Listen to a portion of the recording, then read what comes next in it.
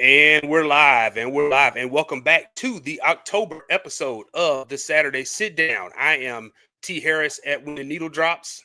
And I'm QG at Nerdy Lil Bubba.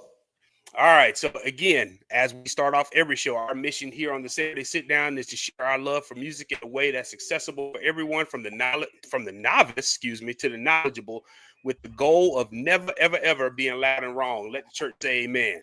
Amen to that. Amen. So, as always, as we tell all our folks, be sure that you subscribe, follow, like, share the Saturday Sit Down on YouTube and Instagram. Also, I already see we just logged in, and the chat has already started. So, if you are new to our platform, the Stat Chat is who we call our folks who watch or tune into our show once a month. So this is a show with an interactive live chat, so they definitely add some depth to the discussion. And again, if you're a first timer or even if you're a veteran, we promise you that we're going to have lively and engaging discussion throughout the entirety of the episode. And if you want to, take a minute to log out, pass the link along to somebody who may want to check this out, because we got an exciting topic for you all this evening. So with that being said, Q, tell the folks why we're here. We are here because tonight we are talking about the new Jack Swing era of R&B. One of my favorite time periods of music. I mean, we're going to get into it. We're going to talk about the artists. We're going to talk about the movement behind it. We're going to talk about everything, the styles, the trends, everything that has to do with New Jack Swing. It is on right here at the Saturday Sit Down. Yeah, so we definitely going to take a deep dive into it. And for the first time ever, I'm proud of myself, Q. The links to our playlist for this episode are already posted on the Saturday Sit Down page on Instagram, and it's also on the show description on the YouTube page for this episode. So they're available both on Spotify and Apple Music. So after this show is over, please make sure you take an opportunity to check out those playlists. I promise you, this will be the perfect soundtrack for your weekend. All right, so let's go ahead and get this thing started. I'm going to add our guest to the stage, and then there he is right there. All right, so we have none other. So let me talk about this brother, and I'll let him introduce himself. So this brother and I connected on social media, I think March of 2023. We had both started our own platforms When the Needle Dropped, and then, of course, Smitty Soul Shack. And then at first he wasn't showing his face. He was just kind of doing videos and whatnot. And I was like, man, this brother got some dope content, man. And then all of a sudden he started popping up with the top 5 list and all types of things, man. But I consider him to be a good brother, fellow music aficionado. He at Smitty Soul Shack on Instagram, as well as the co-host of Music is the Glue podcast. And we all want to welcome none other than Smitty to our show. So y'all give it up for Smitty. Give a round of applause to Smitty Soul Shack. Fellas, can y'all hear me? Oh yeah, we got you, man. Okay. We live, baby. Loud and clear, Mama, man. I made it. You here. Made it to the Saturday Sit Down. Yes, sir. Yeah. So the pre-show, we were talking, just kind of going over some housekeeping things, and one of the things we talked about was Q and I've been trying to get Smitty on the show for Q, like a year? Yeah, at least we wanted to make sure when we got him on that it was a topic that he could definitely speak to. I speak very different. He can speak to many topics, but I know this is something that he's very passionate about, and he's done several videos about as well. So, Smitty, tell the people about yourself, man, as little bit or as much as you want to. Okay, as my distinguished host had already said, I'm Smitty from Smitty Soul Shack. Like I said, I started the channel on Instagram. I believe it was first. I started back in December of 2023, somewhere around there. Yeah. And like I always say, I'm an introvert, so I'm a homebody for real. So you know how you hear good music and you want to share it with people. So I was like, I'm gonna start sharing my music on the internet. You know, it's a good way to share without having to be in the same house with people. You know what I'm saying? So that's how Smitty Soul Shack was born. And like you said, I didn't show my face at first because I was nervous, but now it's whatever. Yeah. I love talking about music, so let's do it. Yeah, man. So, a couple questions I got for you, man. This is something we're going to introduce, man. So, the first thing is, I mean, you kind of already answered my second question I was going to ask, but the important question is, man, when did you fall in love with music? Like, what was the moment that you said, you know what, this is something that's a part of my life and I can't live without? Man, to be honest, I've always loved music, of course. As a kid, I grew up in church, so I was around music, you know. So my first love was kind of gospel because that's what I heard most of the time. But my real church first love was jazz music because my grandfather had all these old jazz records, right? So Mm-hmm. I would sit around with him. You know, he'd have the Reds game on the TV, and we'd be listening. He'd have the volume down. We'd be listening to jazz music. So Yeah. that's where my love for music came with jazz. I had to be 7, 8 years old when I really started appreciating music like that, loving music, jazz Mm-hmm. music, and yeah, about 7 years old, man. Okay. Okay. Yeah, your one of Yeah, your trademarks is the Cincinnati Reds hat. yes, And I know sir. you represent Ohio to the fullest. Strong, Yeah, Ohio. That's strong right, man. baby. Yeah. That's right. Yeah. So he's a big time Ohio sports fan and Reds, Go Bengals, Bucks. guys. Yes, Yeah. sir. Yeah. So yeah, man, let's jump right into this thing, man. Like you said, we already Q introduced our topic. We're going to talk about New Jack Swing. So Q, give folks like a brief history of what New Jack Swing is, man. All right, so depending upon who you talk to, New Jack Swing started in either 1985 or 1986. If you're looking at 1985, it started with, surprisingly, Junior Giscombe, who had a song called Oh Louise. And Teddy Riley actually gave him the credit for that. But there was another group by the name of Full Force who gave us a song called Alice, Oh yeah, You're the One for Me. Or I'm sorry, I Want You Just for Me. just That for was me. also credited as a part of New Jack Swing. But in 86, there was another album, a very famous album, that was credited as New Jack start of New Jack Swing, and that was the Control album, produced by Jimmy Jam Terry Lewis for the one and only Miss Janet Jackson. Mm-hmm. But depending on who you talk to, it just depends on whatever year you believe it starts. In my mind, it started in 1985. Basically, New Jack Swing is a fusion of R&B, funk, disco, and synthesized percussion with a mixture of hip hop, dance pop, and urban contemporary beats. Some of the seminal producers of New Jack Swing include Teddy Riley, Bernard Bell, Jamie Lewis, Dallas Austin, and I would even throw Ellie and Babyface in there as well. Mm-hmm. Would you believe that some of the artists that partook in the New Jack Swing era included George Michael? He had a song called Hard Day that came out in 1987. Yep. Kylie Minogue, I think I pronounced that right. That's She had it. a song called Word Is Out that came out in 1991. Some of the other Mm-hmm. artists that partook in the New Jack Swing era included Whitney, Bobby, Oh yeah, oh yeah. Abby Yeah. Shore, Guy, Yeah. of course, you know, Big Daddy Kane, Mary J. Blige. There was a young lady by the name of Tara Kemp who gave us Piece of Yeah. Oh My Heart yeah, oh yeah. and Just Want to Hold You Tight. She was a part of that movement also. And I would even throw in Mm-hmm. Lisa Stansfield among a few Yeah. others. So as you Yeah. can see, New Jack Swing was the bridge that took up when, as we like to call Champagne Soul and Jerry Curl Funk kind of fell off. This is where New Jack Swing stepped in. It was highly Mm-hmm. popular from 86 to about 1992, although there was a surprise hit in 1995 by Montel Jordan, and the song was called "This Is How We Do It." That's considered a New Jack Mm-hmm. Swing song as well. Yeah. Yeah. Excellent history there, man. So I also want to give a shout out to Barry Michael Cooper, who was a journalist Yes, for the yes, Village sir. Voice, Yes, who sir. coined the phrase New Jack Swing to Yes. describe Teddy Riley's sound. And that article came out in 1987. So Barry Michael Cooper, not only a journalist, screenwriter who's responsible for the films New Jack Swing, Sugar Hill, and Above the Rim. So New Jack was actually used in a rap song. I think it was Grandmaster Caz. Basically, New Jack meant like New Jack was a Johnny Come Lately, and then a swing. Of course, we're talking about the beat of the music. But New Jack Swing, it wasn't just music, y'all. It wasn't just music. For those of you who It's didn't everything. necessarily, it was everything. It was a the whole way of movement. life. It was TV, movies, culture, fashion. It was everything. It was everything. And even though it was there for a short period of time, it influenced like music for a generation. I mean, think about it. Music. New Jack Swing is the reason why so many people wore loud, bright colors and silk shirts in the ladies. Me.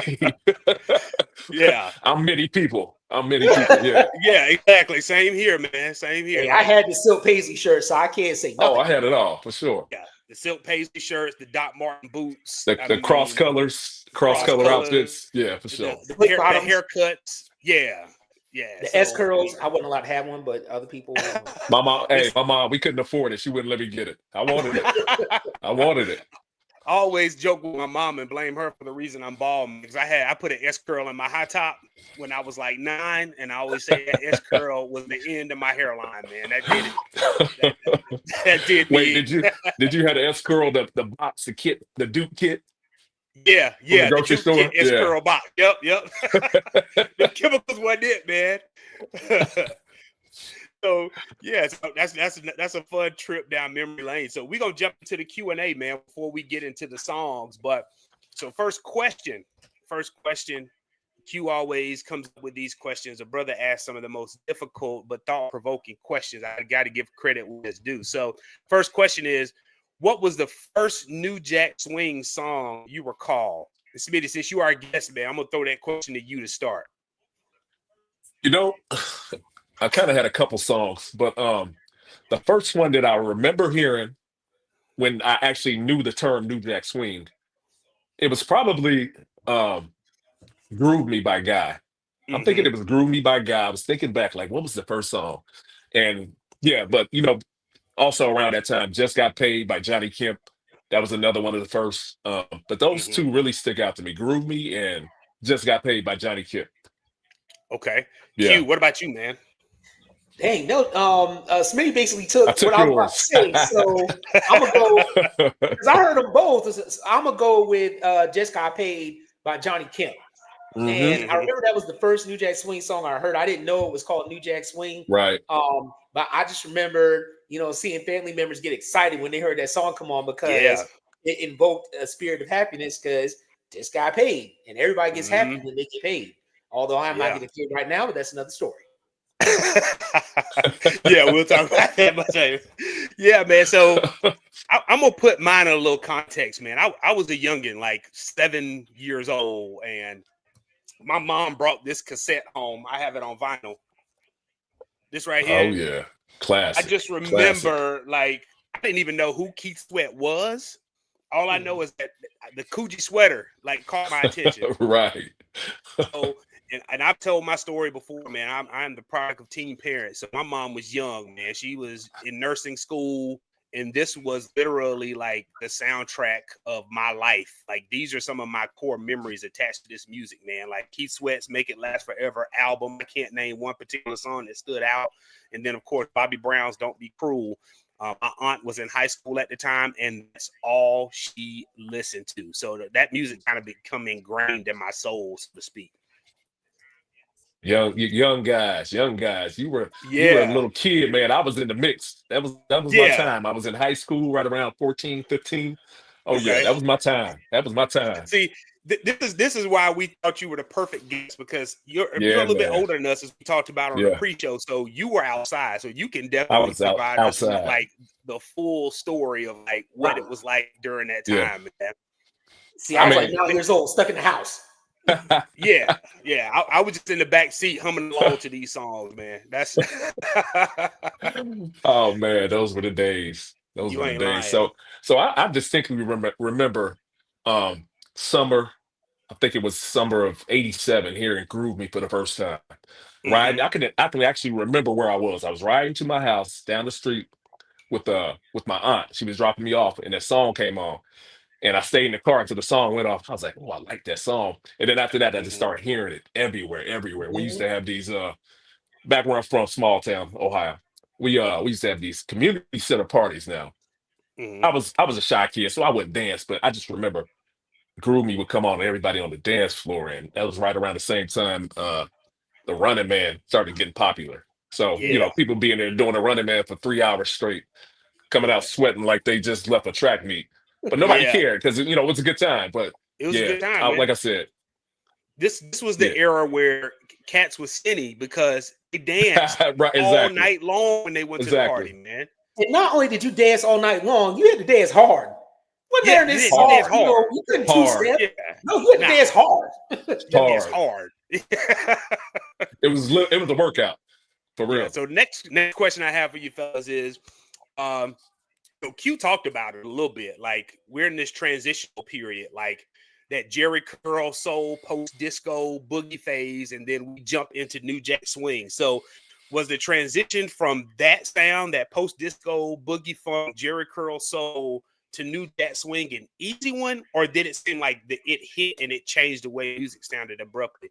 Q, I'm gonna kick that question to you to start. In my opinion, I think it happened abruptly because it seemed like, and I don't know. I mean, I feel like it happened abruptly because all I remember is Ready for the World was kind of like right there in the middle. Mm-hmm. And then all of a sudden, out of nowhere, that's when you started hearing Guy. That's when you started hearing Keith Sweat. That's when you started hearing, you know, more Bobby Brown's, you know, solo effort. Don't Be Cruel.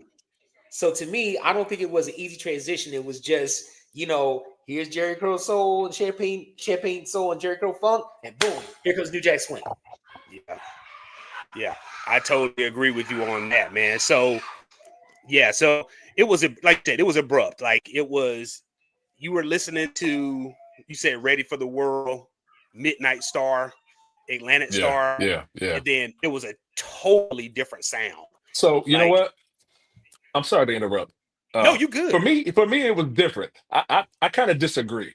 I kind of think it was kind of gradual. Like I said, I'm a little older than y'all. I've just turned 53. So I remember, you know, hearing the top 8 at 8. And like you said, you hear Ready for the World, and then right after that, you hear Guy coming in.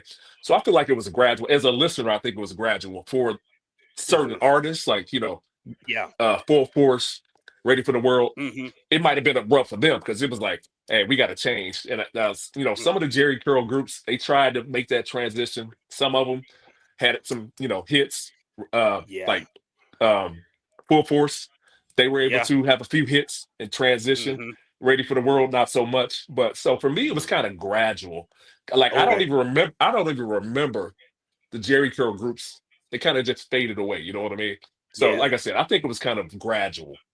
Yeah, you talked about some of the older groups, some of those boogie groups that like tried to pick up on the sound. The Whispers is an example of that. Like, they had Rocksteady. Yeah, they had Rocksteady, but who else, Q, was some of the older artists that tried to pick up on New Jack? So I know Patti LaBelle jumped in. Patti LaBelle did. Yeah. I would say Atlantic Star. Yeah. Atlantic Star did. Midnight Star did try. They tried. And I want to say Aretha even tried to. Yep, she did. Dip her toe into the New Jacks. Yeah. Aretha did. But it was really it was like, either get on board or you know, or you're gonna fade away. You know what I'm saying? They had to do it. That's what the record companies wanted. Exactly. Which we'll talk about later. I kind of think that was the demise of New Jack Swing. Gladys Knight and the Pips. Yeah. Exactly. Yep. Stephanie Mills. Stephanie Mills. Yeah. For sure. What's that? Put a little rush on me. Yeah. So next question we have is, in your opinion, what was the peak year for New Jack Swing? Smitty, what do you think, man? Bro, peak year. Like I said, I was in it. You were in it. 1990. 1990 for me was the peak year for New Jack Swing. I was in high school. By that time, I got over my shyness a little bit, so I was on the dance floor. Me and my guys in the basement of my mom's, putting together routines and stuff like that. But 1990 was it. Some of the songs that came out in the 90s, Poison, Belle Biv DeVoe, Every Little Step, Rub You the Right Way, Why You Getting Funky on Me? I mean, I could go on and on, but 1990, that was the year for me. That was the peak. You know, it's crazy because that was going to be my answer too. I chose 90 because, like, House Party dropped. House Party came out in 90. That changed not everything. only that, the new edition fellas began to put out their solo work. Like, Don't Be Cool, even though it came out in 88, was still burning up the airwaves 2 years later. Strong. Bobby was still doing his thing. And then you had Johnny solo, Ralph Tresvant solo. Belle Biv DeVoe. Like, it was like boom. But today, like, it was so much New Jack Swing on the airwaves. Yeah. All right, Q, what about you, man? What do you think? I got to say the same. It seemed like 1990 was the peak. Because you had Like I said, yeah, Big Daddy Kane, yeah, Heavy D and the Boys, Oh yeah. Key Sweat, Father MC. But hey, listen, Father MC does not get the credit he deserves. Yep, Father MC absolutely. had You're a right. moment back in he had a moment. He was the man for a minute. Yeah, for yeah. sure. So 1990 definitely, I think. And you know what? Would y'all consider Chubb Rock's "Treat 'Em Right" to be New You Jack know Swing? what? A friend of mine Absolutely. said Chubb Rock to me earlier today, and Mm-hmm. I was like, I don't know, but I think they were right, and I think you're right. Because if Chubb you Rock for listen sure. to it, you know it kind of has that New Jack Swing type of Yeah, element it to it. does. It It does. does. It does. So Yeah. yes, I'm gonna go with y'all. 1990. I agree. Yeah, Yeah. So 90. also I see someone said Whitney Houston's "I'm Your Baby Tonight" dropped in Whitney 1992. Houston, I'm your baby. Yep. Yeah. Yeah. Because we gotta remember before 1990. Let's be real. Like a lot of black folks didn't really see Whitney's music as black music. They thought she was pop. Bob Davis was like, "Hey, go on and jump on this New Jack Swing thing." She went and worked Yeah. with Babyface and L.A. Mm-hmm. And then she got the New Jack Swing album. Yeah. So next question we got. All right. In your opinion, because it had a moment, why did New Jack, as abruptly as Q and I said it came in, why do you think it faded out so fast? Because it was only about a 6 or Yeah. 7 year time It span was. and it was gone. It came and went fast. Yeah. Yeah. All right, Q, I'm gonna let you start off on this one. I think it faded away abruptly because everybody's musical taste changed. You got to think right around the time when it started to fade out, about 92, 93, that's when we started getting to the more hip hop soul period. We also had the more, I hate that term gangster rap, so I'm not going to use that, but I'm going to say the more I do reality. too. I do too. You know, you had more reality rap started coming in because you had the Chronic album just came and smashed everybody. Ice Cube was still at the top of his game. And then creeping in the corner was one of only Snoop Eastwood. And his album was like the top. So you had West Coast hip hop that was overtaking things, but you still had East Coast hip hop that was getting them into the more hip hop soul. Like look at Biggie, you know, came on the scene. So everybody's musical taste changed, and so you started seeing R&B, in my opinion, start trending more towards that versus the more synthesized, somewhat more organic sound. All right, Yeah. Smitty, what do you think, man? So two reasons. Two reasons. First of all, I think back then, I do remember it, I even got to the point where I was like, everything sounds the same now. Like all the songs started sounding the same, and I'm like, okay. I started getting sick of it. That's my first reason. And the second one, like Bubba said, uh, Uptown Records came in with a bang. Jodeci, Mary. I mean, they came in and like music. Uptown was music, hip hop, soul, like you said. That was music. So I think those two reasons is the reason that it kind of faded away. Yeah, Yeah. yeah. Q talked about it going into that hip hop. So Yeah. probably around 92, 93-ish, you started seeing more samples used in R&B music, which was new. Right. So, like you said, it wasn't as synthesized as folks were really now. Folks are starting to get into that sort of using their parents' music to recraft the sound of R&B moving forward.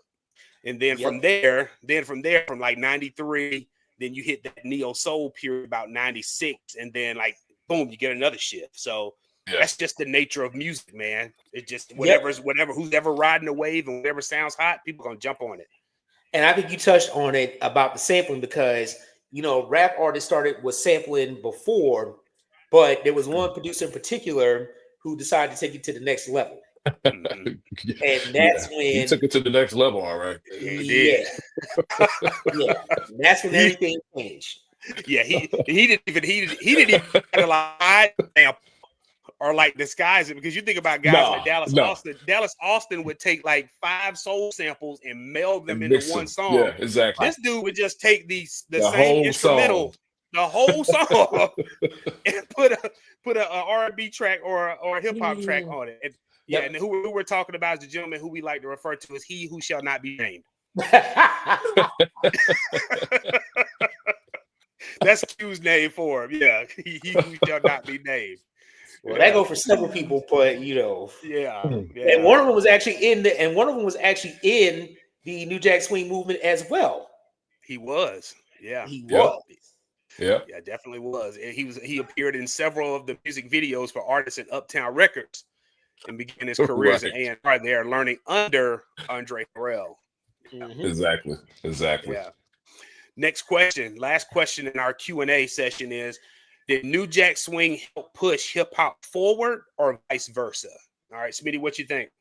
Um, Let me say this real quick. I should have said it earlier. Speaking of the Yeah. gentleman who coined the term New Jack Swing, let's rest in peace to Barry Michael Cooper, who passed away. Mhm. I can't remember if it was early. I think it might have been earlier this It year. was earlier So this rest year. in Yeah. peace to him. Yeah, yeah. He actually reposted the video I did on New Jack Swing. So Oh, that was cool. kind of dope. That was kind of Yeah. dope. Um, but to answer your question, do I think that New Jack kind of propelled hip hop? I definitely do. So for me, I think New Jack kind of made hip hop more radio friendly. You know what I mean? Hmm. So, Hmm. like you said, the reality rap and stuff like that. I think hip hop kind of ushered in that, and you know, artists like Heavy D, Rex and Effect, LL, of course, who had been around, but LL, he was into that New Jack. He had Hmm. some hits in the New Jack Hmm. era. Big Daddy Hmm. Kane, of course. But yeah, I definitely think hip hop helped um, usher in hip hop. It kind of helped evolve rap from where it was the it's like a joke, that kind of hip Yeah. hop. It kind of Yeah. helped evolve it to, like I said, the LLs, the Big Daddy Kanes. And so yeah, I definitely think it helped. And I Hmm. also think, hip hop being propelled kind of helped kick New Jack Swing to the curb, you know what I mean? Yeah. So Yeah. yeah. Excellent point. Excellent point. Q, what's your thoughts on this question? No, I agree with Brother Smitty. I mean, I feel like New Jack Swing helped make hip hop more, dare I say, danceable. Because if you listen to Right, those songs back right. in the Yep. day, it was a few songs that people could dance to, a few songs people came up, made dances up to those particular songs. But I Hmm. feel like New Jack Swing just helped it make it even more danceable, just for the clubs, parties, and Hmm. radio. Let me say this, Bubba. Let me just say this. Y'all don't understand, right? Like I said, I was in it. I was going to little teen clubs, and Yeah. y'all see the videos now on YouTube floating around and Yeah. stuff. Listen, there was nothing like it. There was nothing like I can't even begin to explain to y'all what it was like in a little club, and they got a this New Jack playing for 2 hours straight. There was nothing Yeah. like it. Nothing like Mhm. it. Like I said, First of all, everybody's in there sweating like pigs, and nobody cared. It was a good time. Nobody cared. You come out drenched, just drenched, and dancing nobody hard, cared. Dancing sore, hard, sore the next hard. morning. Yeah. Yeah, it was nothing like it. So, yeah, man. Our thoughts all our thoughts are aligned on this question, man. So, when I was researching this show, there's a quote from Teddy Riley that says, "Rappers and singers didn't want anything to do with each other prior Yeah. to New Jack Yep. Swing." Like he Yep. Yep. basically said, because rappers were street dudes and singers were Right. considered soft. So Yep. basically, you marry that sound together, and then you change the landscape of popular music for a generation. So Yeah. basically, New Jack Swing, like you guys said, helped push hip hop forward. It Yeah. made it more, shall I say, palatable to certain Right. people. Exactly. Exactly. Hmm. Real quick, do y'all remember off topic? Well, kind of off topic. What Nah, was you the good, first bro? song? What was the first song that you guys remember where had a, let's say, a guest rapper on an R&B song? Do y'all remember? What's your first song you remember hearing? Oh, I want to say the first song. It wasn't a R&B song per se, but I Hmm. remember when Third World had Oh Daddy wow, Off and I know what you're Sonic talking about. Yeah, Hmm. on a yeah, How I Could remember We that. If It's Love. I Yeah. remember that. So that's the first one I remember. Okay. Jody Watley did a song featuring Rakim, Yep. but Hey, I listened to that song today. I Friends. don't remember the name of the Friends. It song. was What was called Friends. It's called okay? Friends. That's Friends. probably like one of the Yeah. first like rap R&B collabs I remember. And Now then I'm gonna after say a that, song like, that yeah. go ahead. Yeah, then after I'm sorry. that, I'm sorry. no, after that, the one I remember was probably Janet and Heavy D, but that wasn't even All the right. album version. That was yeah, all right, Right. yeah, Exactly. yeah. So the song I'm thinking of, this is the first one I remember. So I don't count Blondie's song her little rap. I guess it wasn't a guess, but her little rap. I don't count that. But Yeah. and you all remember this song, Melly Mel, Shaka Khan. I feel for you. Yep. Yeah. Yep. That's Yep. the first Yep. song I remember. Hmm. Um, yeah, and Shaka was against it at first, but they're Yeah. like, no, She Melly she Mel. didn't want it. She Yeah, didn't and I know. think Like you said, yeah, a lot of artists didn't want anything to do with hip hop. mm-mm, mm-mm. Q and I talked about this on Quincy Jones episode, and we talked about how Mm, Quincy tried to convince Michael to put Run DMC on Bad, and he right, wasn't hearing right, it. And right, then the right. irony in that is 3 years later, 4 years later, when he put out um, the Dangerous album, Jam, first single, jam. Black and White, he got a rap Oh, part, and then he had right, Heavy D on there as right, well. So right, yeah, right. yeah. I think it's because a lot of R&B, like Smitty says, because R&B was one thing, rap had a lot of hood dudes, street dudes that weren't Mhm. involved. But I think at some point everybody realized that, oh, it's a generational thing. I think it was a generational thing because a lot Mhm. of the older singers didn't understand rap. They didn't understand the hip hop movement. Yeah. They're And like, and what's think about this? it. Think about it. They were kind of coming in and taking the shine away from these guys that had, these women had been, the focus was on them. So who are these guys? I, They I were. equate it to actors. You hear the American actors, they don't really care for the actors from the UK coming in taking all these roles, or when rappers started taking the roles. They don't. It's like Mhm. you're taking our shine, you're taking our jobs. You know what I mean? So I get it. Mhm. I get it. I probably would have felt the same way. Yeah. So it's funny Yeah. because like about 91, 92, it was like every R&B song had a guest rapper on it. And, Every and every song. continued every single song. Like I think JR, our brother JR from the R&B Reps talks about SWV's album in Mm, 97. I think it's Release Some Tension. And like every song has a rap feature. every song. And so he always refers to that as SWV's hip hop album. Like, yeah, that Hey, was the that's what the thing, record man. companies wanted. That's what they wanted. It The record was, man. companies, I yeah. mean, Yep. to the point where the Grammys even created a category where they have best hip hop R&B Right, collaboration. right, right. Yeah, yeah. Excellent example. Great discussion there, fella. So, Q, tell the folks what the format for the show is tonight. All right, so we're gonna also give you our top 5 New Jack Swing songs, not in any particular order. Do it round robin style. I'm sure you're gonna recognize most, if not all, the songs that are named, and then of Yeah. course we're also gonna give you a little bit of this and that afterwards. Yeah. So yeah, we're back to we've gone discussion format the last few months, and now we're jumping back into our top 5 New Jack Swing songs. For those of you who are just joining the discussion, thank you all for being here. We are discussing the New Jack Swing era. I see the chat is popping in here tonight. We got lots of What they talking comments. about? So yeah, so Neltron threw a comment up here from Neltron earlier. Basically, he said, it became too much. The industry will milk something until it dries. Man, ain't that the truth? Man, that is so true.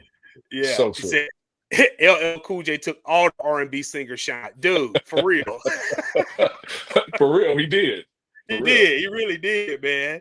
Let me see what we look at some other comments. Like we got a lot of agreement. Oh, this right here, Smitty, you were talking about being outside. Someone was talking. Yeah, the Herd Diva says, yes, sir. We had community center parties. So not Yeah, only for were the sure. club, Yeah. but community center Those center parties. wasn't nothing like those center parties. Yeah, and Ed in the corner, dancing at the rec center. We talked about some of the producers. I made a reference to Dallas Austin, and Nelson talked about Dallas Austin being inspired by the Bomb Squad. Like all Yeah, those layers and yeah, samples, man. Yeah, yeah. yeah. Mhm. I'm surprised, honestly, man. As many layers of samples that Dallas Austin used, I'm surprised that brother's made money, man. Because Man, Right. yeah, man. just think. I mean, 5 samples on one song, somebody gonna get there. Somebody yeah. Oh yeah. So, Smitty, since you are a guest, we're gonna let you kick it off with your first New Jack Okay. Swing song, man. All right. So let me start by saying, look, this was hard, man. This was Yeah. hard. I mean, I struggled to come up with my top 5. So hard. But number 5, my number 5 song is actually, it was towards the end of the New Jack Swing era. It came out in 1992. 3 lovely young ladies who I used to admire. Um, Don't Walk Away by Jade. That's my Oh number yeah. 5. That's a Oh, good Love one. that ooh, song. man. Like I said, one of the last big hits of the New Jack era. Yeah.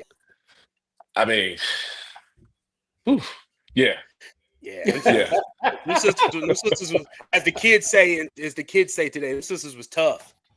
tough, Oh tough, Yeah. yes. Yeah. tough. That was Yeah, a but dope record, man. listen. I still listen. My whole thing with Smitty Soul Shack is good music doesn't get old. This is one song that I listen to today. Like today, I Hmm. still listen to this song and like, yeah, I love it. But yeah, Hmm. number 5, "Don't Walk Away" by Jade, released in 1992. Yeah. Yeah. Q, you got any Which thoughts you want which to add which about this before joint? it hit number 4 on Billboard, just so you know. Okay. Yeah, Yeah, Oh yeah. Jade had a moment, man. they definitely had a moment. That first album was Jade to great. the Max, right? I think Yeah, it was Jade to Yeah. the Max. Yeah, yeah, yeah. Yep. J to the Max. They were one of the first artists, I believe, on Giant Records. Hmm. yes, Besides Color Me yes. Bad. Color Me And I Bad. had the Those are the only single. two I know on Giant Records. Yep. I Yeah, actually had the single for Don't Walk Away. And I yeah, did too. The as maxi Smitty, single, the maxi single I had. mhm. And as Smitty yeah, said, young, let's see, 92, so I was about 13, 14 years old. Yeah, yeah. yeah, Yeah, I buddy. admired them very much as well. I bet you did. I They were bet you they were the did. first. They were the first sisters who I remember that wore the thick braids, man. Yep, they sure Right, did. right, They sure right. did. Yeah, The yeah, poetic justice, Janet Jackson braids. yeah. Thick Yeah, braids. The music video. I remember they had the college right. sweatshirts on, Yeah. and Tim's. I think they had on Oh, Tim's, man. they had it. They had it for Yeah, sure. yeah. So yeah, they this was like hard hitting. One thing I learned about this song recently, well, it's probably a few years back, man. I was listening to Questlove Supreme's episode. He had Q-Tip on there, and Q-Tip talked about the opening of the song, the opening drums. That's what he used to inspire him to make, I think, award tour. That like that. Yeah, Yeah, right. Yeah, Yep. Yep. right. Yeah. So I he can hear said he that. was Yeah. Point. Good inspired by point. that. All right. So I'm gonna give you my number one. My number one. Interesting fact about this song is it's featured in the iconic dance sequence in the movie House Party, but I was surprised to find out later on that it's actually not even on the soundtrack. Hmm.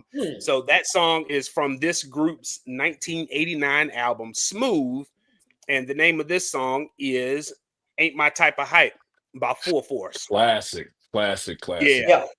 Every Classic. time I hear that song, I think about the dance Classic. scene. Got You to. have to. You got to. Yeah. Yeah. I mean, iconic dance sequence. I mean, I absolutely, that's House Party's top 3 favorite movie of mine. I mean, I could watch It's that definitely in my dance top sequence 5. over Definitely and in my top over 5. again, but that song makes that scene. Oh, Yep. absolutely. It Absolutely. does. It does. Yeah. So, man, I was thinking about Full Force when I was thinking, but like when we was putting together like my list or whatever. So we need to put some respect on Full Force, and the reason why I say I mean, that, you man, have to. You have you to. got to. I mean, they wrote and produced Roxanne for UTFO. They've They been around. Listen, basically those guys. I don't know they if y'all basically remember Samantha Fox? She had a yeah couple Yeah. hits. yeah. They I was want to like have they some they fun. helped her. Yeah. Yeah. Yep. Yeah. Samantha Fox, Lisa in the Colt Jam, like Oh yeah. yeah. I was So about one to thing, say, Lisa. Let me get on the soapbox real quick about Lisa, because go ahead. I just seen some things. We're thinking the same thing on this. You know what I'm saying? She Yes. had a whole new movie apparently coming on Lifetime or something like I that. heard about that. Yeah. And didn't even Yeah. mention Full Force. And Nope. I'm like, What? hold up, Lisa. Let's be 100% Wow. clear. Yeah. Without Full Wow. Force, would we have known about you in the Cold Jam? No. Would we have known about All Cried Out? No. Nope. Was that so? Yeah. Take you home? That had to be No. an unauthorized. Was that an unauthorized movie? Was that just No. She No, signed off really? on that. He signed Really? off on it. Wow. Well, maybe Full Force didn't. I don't know. Yeah. That So, is yeah. yeah. I don't know what that is. That's The crazy. thing I saw was that Full Force was like, they were just kind of blown, like, you know, we Oh wow. put you on and Mhm. no mention of us. That's Okay. wild. That's wild. Like you That said, we is- would have never heard of her. No, man. And then they also did Full Force did songs for James Brown. They did I'm Real. Yeah. I remember Static. that. I'm Real. I remember that. Yeah, I Static. remember. Yeah. Static is my joint. Start now won't be none. Hey, look, let's talk about another aspect. How could House Party really have us believe that Full Force, all three of them, You know where I'm going with this. I know where you're going. I know where you're going. Dude, hey, high dude school. was 47 years old. Supposed to be high school. Man. High Y'all school. in high school. Y'all ain't seen y'all high school days 20 years before that These movie. these big old jokers, full beards and everything, man. Come Bullying on, man. Kid and Play. Like, come on, man. Hey, but it worked. Hey, it worked. It worked. It worked. It worked, man. Classic. Oh Yeah, man. And then, of course, Full Force made a ton of money when they jumped in that boy band money pot, Man. working with the NSYNC. Backstreet Boys and NSYNC. Backstreet Boys. Yep. Man. Yep. Yeah. That's where they made their money for real. They probably didn't make much before that. No. When they started getting into that pop genre, yeah, they started making a killing. Yo, Still getting paid from that stuff. So here we go. Here's some context to the Lisa comment that you made, Q. So Topeka Simpson says, supposedly Lisa said the movie was focused on her journey with Colt Jam and that she intentionally left out Full Force. Imagine that. That's kind of selfish, Lisa. I don't care if you're watching this, but that's selfish. Yeah, that's crazy. Selfish, man. Yeah, that's crazy. Look, and then talking about the house party, the obvious thing about Full Force being older than they should have been in high school. The Her Diva said they played football and got left back. I love it. They got socially promoted. Yeah, the boys got socially promoted. Yeah. Hilarious, man. So, Q, what we got, man? All right. Your so number one. My first one, again, is no particular order, but my first one came to us by way of Cold Chillin' Warner Brothers Records in the year 1989 from the album It's a Big Daddy Thing. Big Daddy Thing featuring Teddy Riley and I Get the Job Done. I Get the Job Done, yes. Now, yes. I heard this song about 2 years too late because it came out in 89. I didn't hear it till about 90, 91-ish is when I got my hands on the tape. But when I tell you, this was one of them songs where Smitty was probably dancing hard to it in the club. Hard. Yeah. Hard. Wait, Bubba, I gotta know, what were you doing for that 10 years, brother? I'm just curious. For the 2 years? The audience wants to know. What was you doing for that 10 years? Yeah. What were you doing doing for those 2 years, man? You do a bid? Did you do a bid, Bubba? No, because the album came out in 89. But again, I mean, I was only like 10, going on 11. So it ain't like I had a whole bunch of money. But it was everywhere. It was everywhere. That song was everywhere, man. It was. But I couldn't just run to the mall and go get a tape. I mean, I went to the country. You know what I'm saying? So I had to get stuff when I could. But I had already seen the music video on Yo on TV Raps. But I chose this particular one because it showed that fusion, right? Because Teddy Riley at that point and Guy was already in another orbit. And then you married that up with Big Daddy Kane, who was in an orbit by himself in hip hop. And it was the perfect combination. It was, man. It was. Yeah. It was. Like you said, man, like Big Daddy Kane at that time, like as far as like changing how rappers rapped, it was Kane and Rakim, man. And I mean, think about it. And you got to give them props because now, how could you get away with dancing in hot, Louis Vuitton made leather outfit, leather outfits, from Dapper Dan? I know that's what and dress shoes, dress shoes. Yes, dress shoes. Yeah. Hey, it worked for him though. It worked. One of my most memorable, one of my favorite memories about this song is he performed it in the Soul Train Music Awards, and they killed it. Killed it. The crazy thing is, man, Big Daddy Kane, he gotta be 60. He's sure. He's still dancing like he was back in the day, man. Yeah. I'm glad to see that he's starting to get his flowers, man, because he kind of came up in that era. Now we've talked about this before. He kind of came up in that era. Once you hit a certain age, you just kind of faded away. Exactly. Nowadays, rappers got a second act. Like they're still coming out with albums in their 40s, man. I wish the ones that kind of helped get the genre kicked off got that same respect. Got them. Yeah, exactly. So Big Daddy Kane is 57 years old and still doing those acrobatics. For sure. Yeah. Where's the Her Diva? I think you had put her comment up here. You fast. I was too young to know what job he was talking about. But when I found out, the Sat Chat is showing out tonight.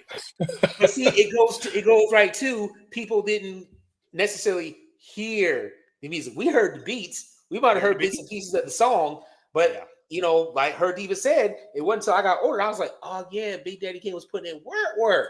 That job. See, yeah, he put that's in the good thing that about work. that's what I love about old music. But the classics, they didn't come right out and say it like they do today. They Right, said right, it around the way. You had to figure it out. But yeah, that's what I Yeah, appreciated about the classics. for for sure. sure, for sure. Yeah. So, Smitty, you up to bat next, man. What you got for number two? Okay. Your My number number. two.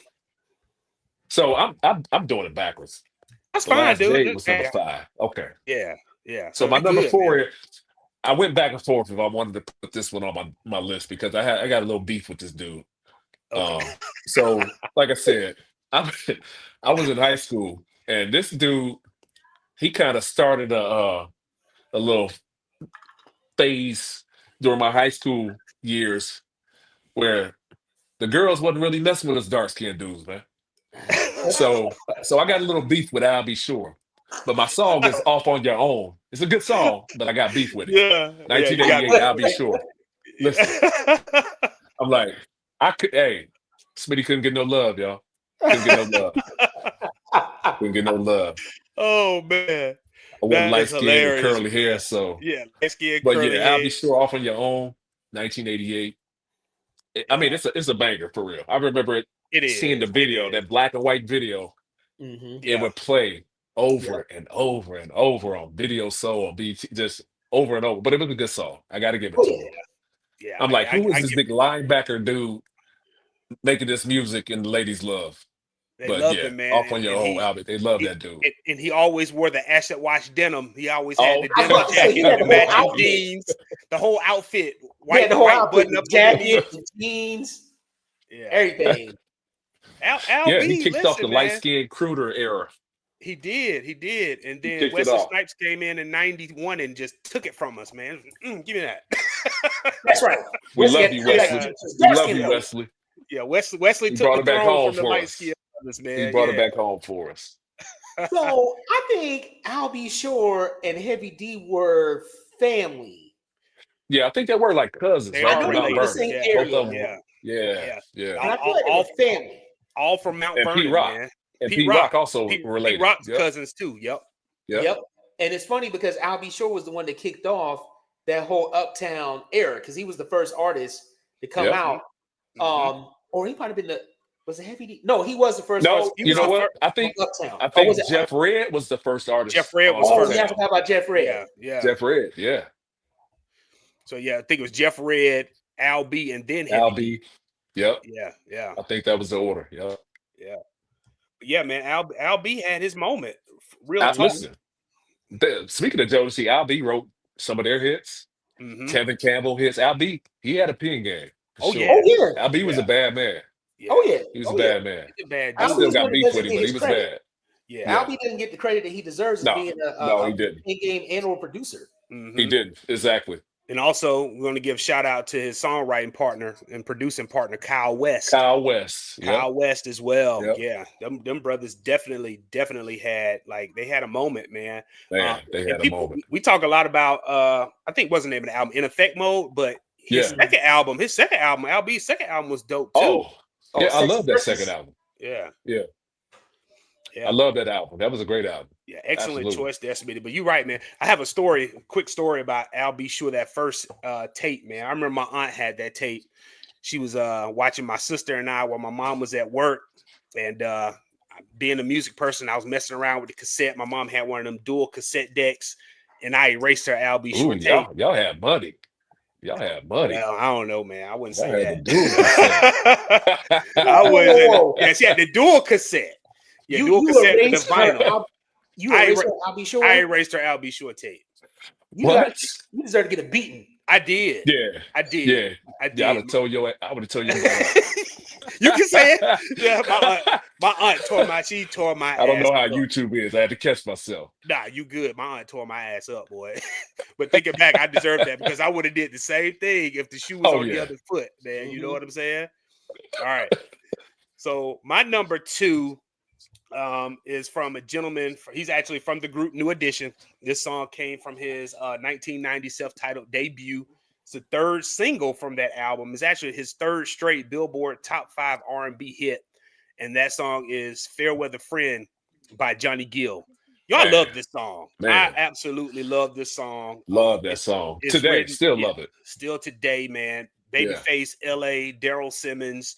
I always say Man. this song right here could, if you listen to it closely, it could double as a gospel song.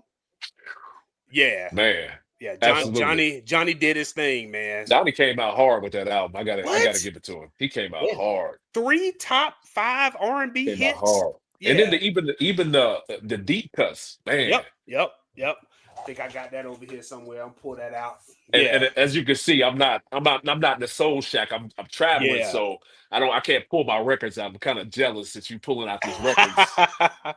But that Johnny Gill. Yeah, Johnny. That first album was amazing, and maturity tells me now that of all the New Edition albums that came out as solo, as much as I love Don't Be Cruel, this right here is the best produced album of them all. You know what? I cannot disagree with you. I can't. Yeah. Now I have to say I still think Don't Be Cruel is my favorite of the solos. Mhm. But yeah, as far as production, for sure. Yeah, for sure. And Johnny had already been. He had been in the game already. Word. Yep. Him and Stacey Lattisaw. Yes, sir. Stacey Lattisaw. So he'd already been in the game. Singing, and his voice just matured over time, just like the content of his albums matured over time. But besides Bobby, he was probably one of the more successful ones to come out of that New Edition collective. Because think about it, he had his own solo albums before. Got with New Edition, dropped more solos. Got with LSG. I mean, come on now. Yeah. Man. Yeah. And still coming out with music. Like he just released something. Just released something. Like he's constantly putting out new music. The thing I always laugh about Johnny, man, because like he was a young man, but he had an old man voice. He did. He was 15, sounded like he was 47. Right, even in his younger days. Sound like Teddy Pendergrass. Yeah. That husky, that baritone. Bring back baritone voices in R&B music. Hey, give you on. Yeah. That's true. That's about the only one I can think of. Yeah, because everybody else, men and women, everybody's whisper singing now, man. Yeah, Don't get me started. Bro. I don't want to sound like the old man complaining about the new music. You know what I mean? I like some of it. Don't get me wrong. Yeah, I'm the same way. Whispering. Yeah. Well, Millie said Johnny couldn't dance a lick. I mean, he did try and rub you the right way. He tried. Mo Billy, what's up? Yeah. He give him for effort on that one. It was funny, man. I was sitting at my son's football game Thursday with my wife, and I was watching it's halftime, so I was watching some old Soul Train clips. And they had New Edition was on there, and they were performing Not My Kind of Girl. And they put their camera on Johnny, and you can just see him counting off the dance moves in his head. He's like, 1, 2, 3. 1, 2, 3.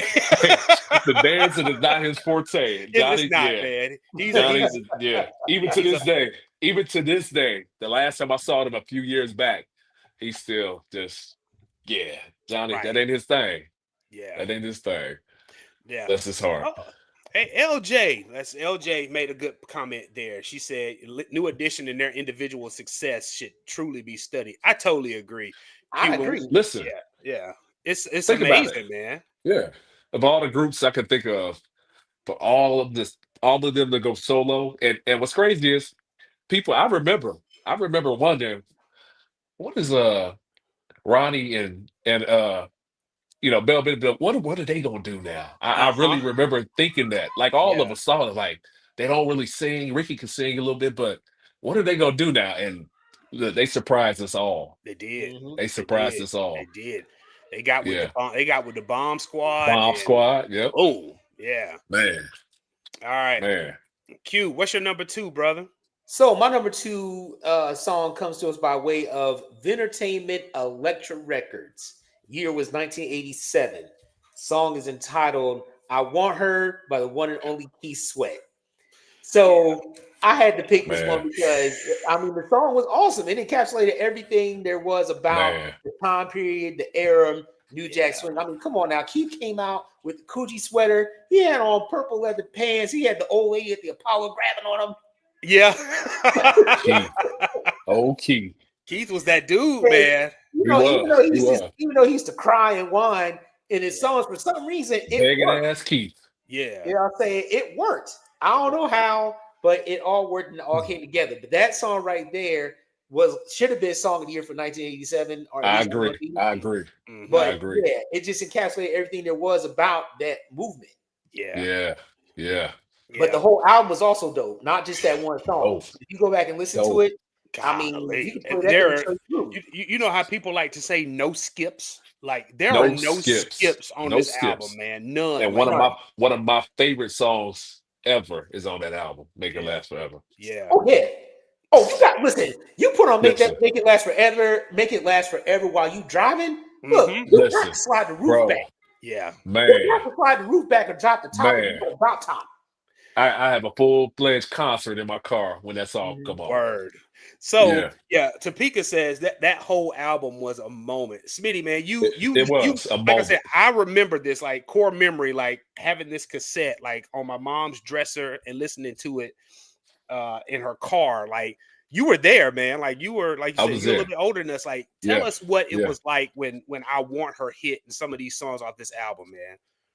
I mean, when I say I mean, of course, radio is going to play a song to death now. But when I say they played that song, every 5 songs they were playing that where I was from, WBLZ out of Cincinnati played the mess out of that song. But we loved it. I can't even explain how big that song was. Yeah.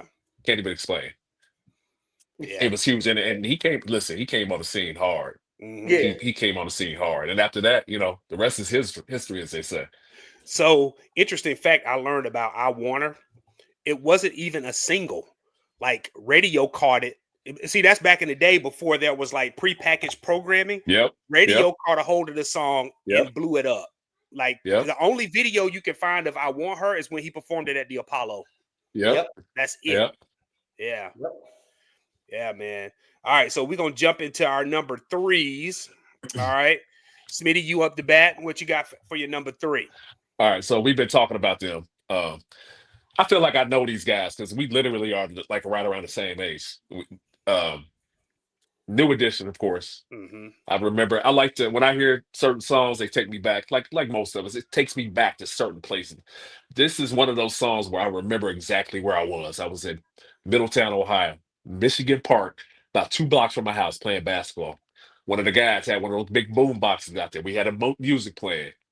WBLZ again out of Cincinnati played this song, and I remember we all were like, "Oh, New Edition got a new song out."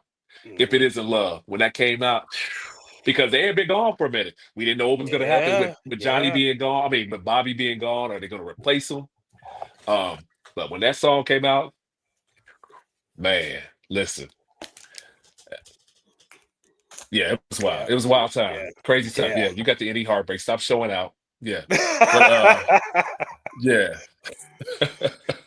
I remember, and of course, my favorite producer is Jimmy Jam, Terry Lewis. Yeah, man. Enough said. They took New Edition and took them from a boy band, a teeny bopper, bubblegum sounding boy band, and turned them into men. Yeah. Literally. Think about it.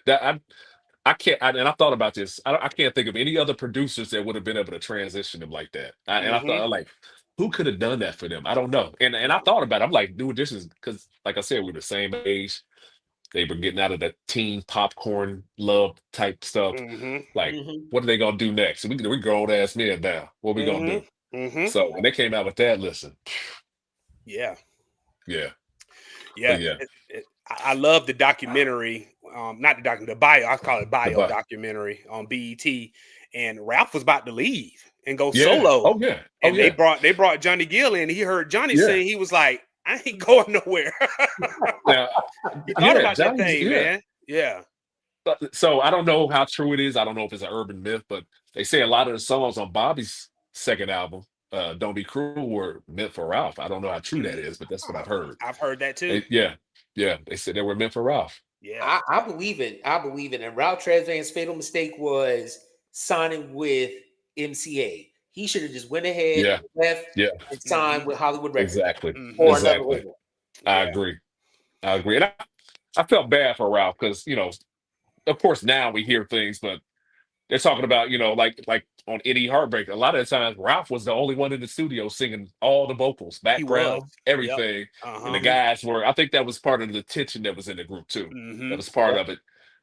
But yeah, I kind of felt bad for Ralph. I don't think Ralph got his just due. He didn't. I don't think he got his just due. He didn't. No, he didn't. Yeah. I love the music video for this is iconic. Like it's one of the more iconic dance sequences of any music video. I already know what you're gonna say. Yeah, I mean, you already know, man. Like, Yeah. and if you've been to a New Edition concert, they open with this. Like, this is still probably one of their more popular songs to this day. Yep. Yep. Now my favorite song by New Edition of all time is "You're Not My Kind of Girl." Yeah. That's my song. Yeah. Yeah, that's my song. Speaking of, but that choreography in that video was man. They got the army white suits on. Yeah, all white right. joint on. Yeah.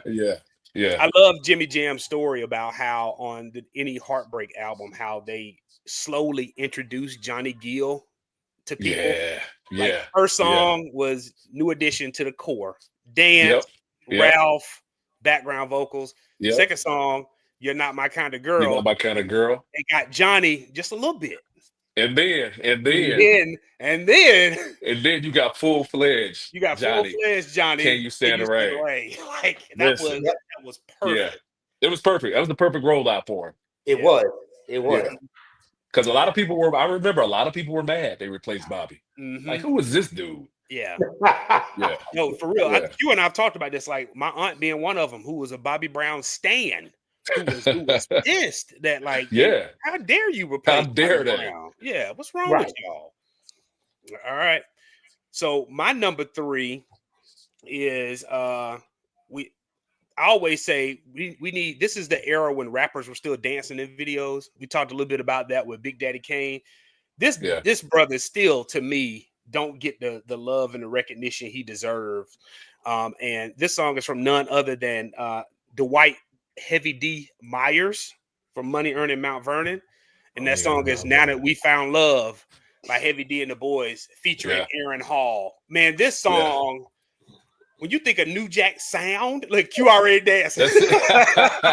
You can't help it. Like this is one of those songs as soon as that beat drop, you want to run to the dance floor. And like you listen to it in the car, you turn the volume up. Like it's a party anthem, and it can party anthem to this day. House music, and to this day, it's still Heavy D and the Boys' biggest hit. Oh, absolutely. Teddy laced him with the hit on this, and that is from y'all. Don't say I'm flexing. Let me guess. Here you go flexing again.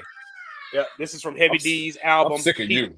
Peaceful Journey, 1991. Aaron Hall on the chorus, singing the same lyrics as the OJ's hit song of the same title. But wait, where did you get that album? I need to know. I've been looking for that album. I think I got this album on Discogs. Oh, I gotta have it. Maybe about 4 or 5 years ago. As you can see, like the cover ain't in the best shape, but the vinyl is flawless. I gotta have it. Speaking of Peaceful Journey, I think that was the name of the album, but Peaceful Journey, Jodeci, right? Singing background. Was that Jodeci? Am I wrong? On Now That We Found Love. The song Peaceful Journey. Yep. I feel like it was. New Jack. That's Jodeci. Yeah. That was like one of their first songs. Yep. Yeah. Before we knew who they were, of course. But yeah.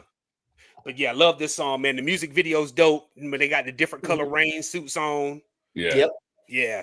I mean, you hear Aaron Hall on the vocals and the backing vocals, but he's not in the video. He's not in the video. Nope. Because at this point, Guy went their separate ways. Yeah. But again, I mean, that's the era where you had to dance hard. You know. Oh yeah, hard. yeah. You had to. You had no choice. You had no choice. Yeah. But I absolutely love this song, man. It's a classic for sure. It is. It's a classic. I love it. All right. Q, what's your number 3, man?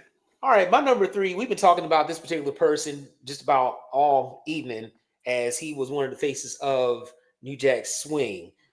This song came to us by way of MCA Records in the year 1989. Song is entitled Every Little Step. One and only Bobby Brown. Yes, sir. I don't care what All in nobody all. say. This video, the video for this was dope. Okay. Oh The video man, for this was it dope. was simple but yet dope. Yeah. Simple but dope. And Bobby Brown's probably the only one that could have gotten away with wearing, you know, the The tank biker top, shorts. you know what I'm saying, with the shorts and the suspenders and hard bottoms. Yeah. You know, and He was dancing like he was doing like this in the video. yeah, but he was the only one that could have gotten away with that. And he had the Gumby. I wanted the Gumby haircut so bad because I couldn't get that. Yeah. But My hair wasn't like that. I couldn't get that. Yeah. I could have got it, but my parents were just like, no. Yeah. No they was Jerry like, curl, no Gumby. no, I feel bad no for you, S curl, no Gumby, you know, none of that. But I mean, the song itself is just, it's clean, it's dope. It's just, it's Dope. hard to explain, but it just, man. again, it encapsulates that particular era. Yeah. Our boy Ralph sang on that song a lot of the vocals. Ralph. Ralph did a lot of the background on that. Man, I love this song. Look, you know what? That makes sense. Now that I'm thinking about it and it's going through my head. Yeah, I can hear Ralph in the background singing. So that's him. Okay. Topeka says they can never make me hate Bobby. His music is still hard. You know, listen, Q, we got to do a video of artists that we don't allow slander, and Bobby Brown is definitely one of those artists. That's a good one. We don't allow slander Bobby Brown. Like, I will kick you out of the chat room if you slander Bobby Brown while you here, man. Y'all should. That's a good idea. Y'all should do that for sure. Yeah, y'all should do that. But that's a great song. Another song that epitomizes New Jack Swing. Smitty, man, we talk about impactful albums and albums that changed the sound of music. Don't Be Cruel's one of those. Like, what was it like? What was it like when this joint dropped, man? Listen, again, just like that Keith Sweat album or song and album, of course. But I remember, man, when that came out, just running home to make sure you watch Video Soul so you can catch that video, hopefully record it on your VCR. Yeah. I can't even begin to explain how big it was. It was crazy. I mean, I remember watching the videos. We would rewind it back and forth to try to learn the dance steps, practicing. Those are the days, man. Those were the days. But the impact, Bobby changed for real. Bobby changed the game with that one. Like, I really did. I remember watching Video Soul Friday night when he used to have the top 20 countdown. Yeah. I swear, when it hit, it was on every top 20 countdown. Yeah. At some different parts, you know, points. And so, that was back in, I'm sorry, that was back in the day when you could run a record for 3-4 years, man. Yes. You would be hearing, you would still be releasing hits. Yeah. Like 3 years later. We lived with the music. Absolutely, yeah. Nowadays, artists are coming out with, I mean, you have some artists that drop an album with 40 songs on it, Chris Brown. Like, or they'll drop 2 40-song LPs in a year. 2 40-song LPs in a year. Don't Be Cruel had 1, 2, 3, 4, 5, 6, 7, 8, 9. 9 songs on it. 9 songs. And an intro and an outro. That's it. That's it. Think about it. That's I mean, some of the best albums back then only had a few. Like, I think Thriller only had 8 or 9 songs, if I'm not mistaken. You got to remember that back then, people's attention spans weren't as short as they are now. Exactly. So you could drop a 40-song album, but the songs are only going to be less than 2 minutes or less than 3 minutes long. Exactly. So, I'm just getting into the song at the 2-minute mark. Yeah, exactly. Come on. Exactly, man. Yeah, give us a bridge, repeat the chorus, and give us an outro. Exactly. Give us the outro. Yeah, you know. Yeah. Someone said, this is a good question. So Lindsay, shout out to Lindsay. Lindsay's one of my former students. We used to talk music art a lot back when I was still teaching.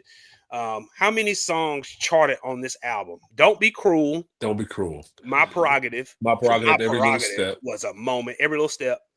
Ronnie, yes. Yep. Yes. Rock With You. Yep. Yes. Yeah, so that's 5. That's 5 right there. 5 out of 9. That's wild. That's wild. 5 out of 9 songs charted from Don't Be Cruel. That's crazy. That's crazy. Oh, JR said 6. JR, give us the 6th one that charted. What's the 6th one? What's the 6th one? Is it I'll Be Good to You? I feel like that album went diamond. Let me check. Fact checker. So research team. Yeah, so my research team. Tell me, did Don't Be Cruel go diamond? I mean, wrong. I read Bobby's bio. Yeah. I think that thing sold 7 million. It came close. It came close. Yeah, it I was would think close by to now. diamond. I would think by now it would be diamond. No, Maybe not. it didn't go diamond. No diamond. It Okay. went, yep, 7 times platinum. Yep, I got 7. confirmation Okay. on that. Yep. So what's diamond? Is it 10 times platinum? 10 times. Is that Yeah. okay? Yep. So, yep, JR said the whole A side, 1, 2, 3, 4. Yeah, 1, 2, 3, 4. And every little step are the songs that, yep, we're right, 5. And then the Ghostbusters track On our own? Yeah. on our own. So that was on. That's one of my favorite Bobby songs. Man, I love that song. Love that song. Love that joint. All right, so we're gonna jump into number 4, man. We're moving right along. All right. Yeah. So if you're joining us, we see the chat is continuing to pop up. Thank you to the stat chat for keeping the conversation going, continue to engage with one another. Again, we are discussing our top 5 New Jack Swing songs. We have our special guest, Smitty from Smitty Soul Shack, and co-host of Music is the Glue Music podcast. is the glue. All right. So number 4, what you got, Smitty? So we've been talking about them the whole show, and you can't really mention New Jack Swing without talking about Guy. Mm-hmm. My number 4 is I Like. Oh man, I Like, one of my favorite songs to this day. Yeah. So I Like, that's a Teddy Riley and that SP1200. Mm-hmm. Listen, listen, that thing made some hit. Okay, Q, listen, man. We know you got it. I gotta let the people know, man. I have to let the people know. Flexing on me. Yeah. But yeah, that SP1200, man, he made magic with that. That I Like, to this day. You put that song on. I don't care if you're in a party, you put that song on. The old folks gonna get up and dance. Oh yeah. I got a funny story about that. So one night, this is probably it was a while ago, about 10, 15 years ago, we was all hanging out in DC at the spot called Indulge. DJ puts on I Like. And you could tell all the people that were like in our age group, because we all got up and we was trying to do our best Guy imitation, while the youngest was leaning on the wall looking at us like, what's wrong with them? What is this? Dude. And then he hit us with the new edition Candy Girl combo. Man. Oh yeah. So yeah, you gotta dance to this. Yeah. You got to. I'm surprised to know that this album only went Guy's debut album only went 2 times platinum. Yeah, I know. That's crazy. That's crazy. Dude, you couldn't escape these songs off this album, man. Yeah. This is one of those that my mom kept in her car. Like we listened to this all the time, man. Like I think a lot of it had to do with the fact that God really wasn't a crossover group. No, they were black. They were us. They were straight black. Whereas other albums, like Bobby's album, even though Bobby was us, it crossed over. He had songs that had that crossover appeal, whereas with Guy, it didn't have that crossover appeal. So of course, we were mainly the only ones buying it. Mm-hmm. That makes sense. Yeah, now I that always you put it that way. I always wondered if the guy on the album cover that was in Guy when they started, Timmy Gatlin.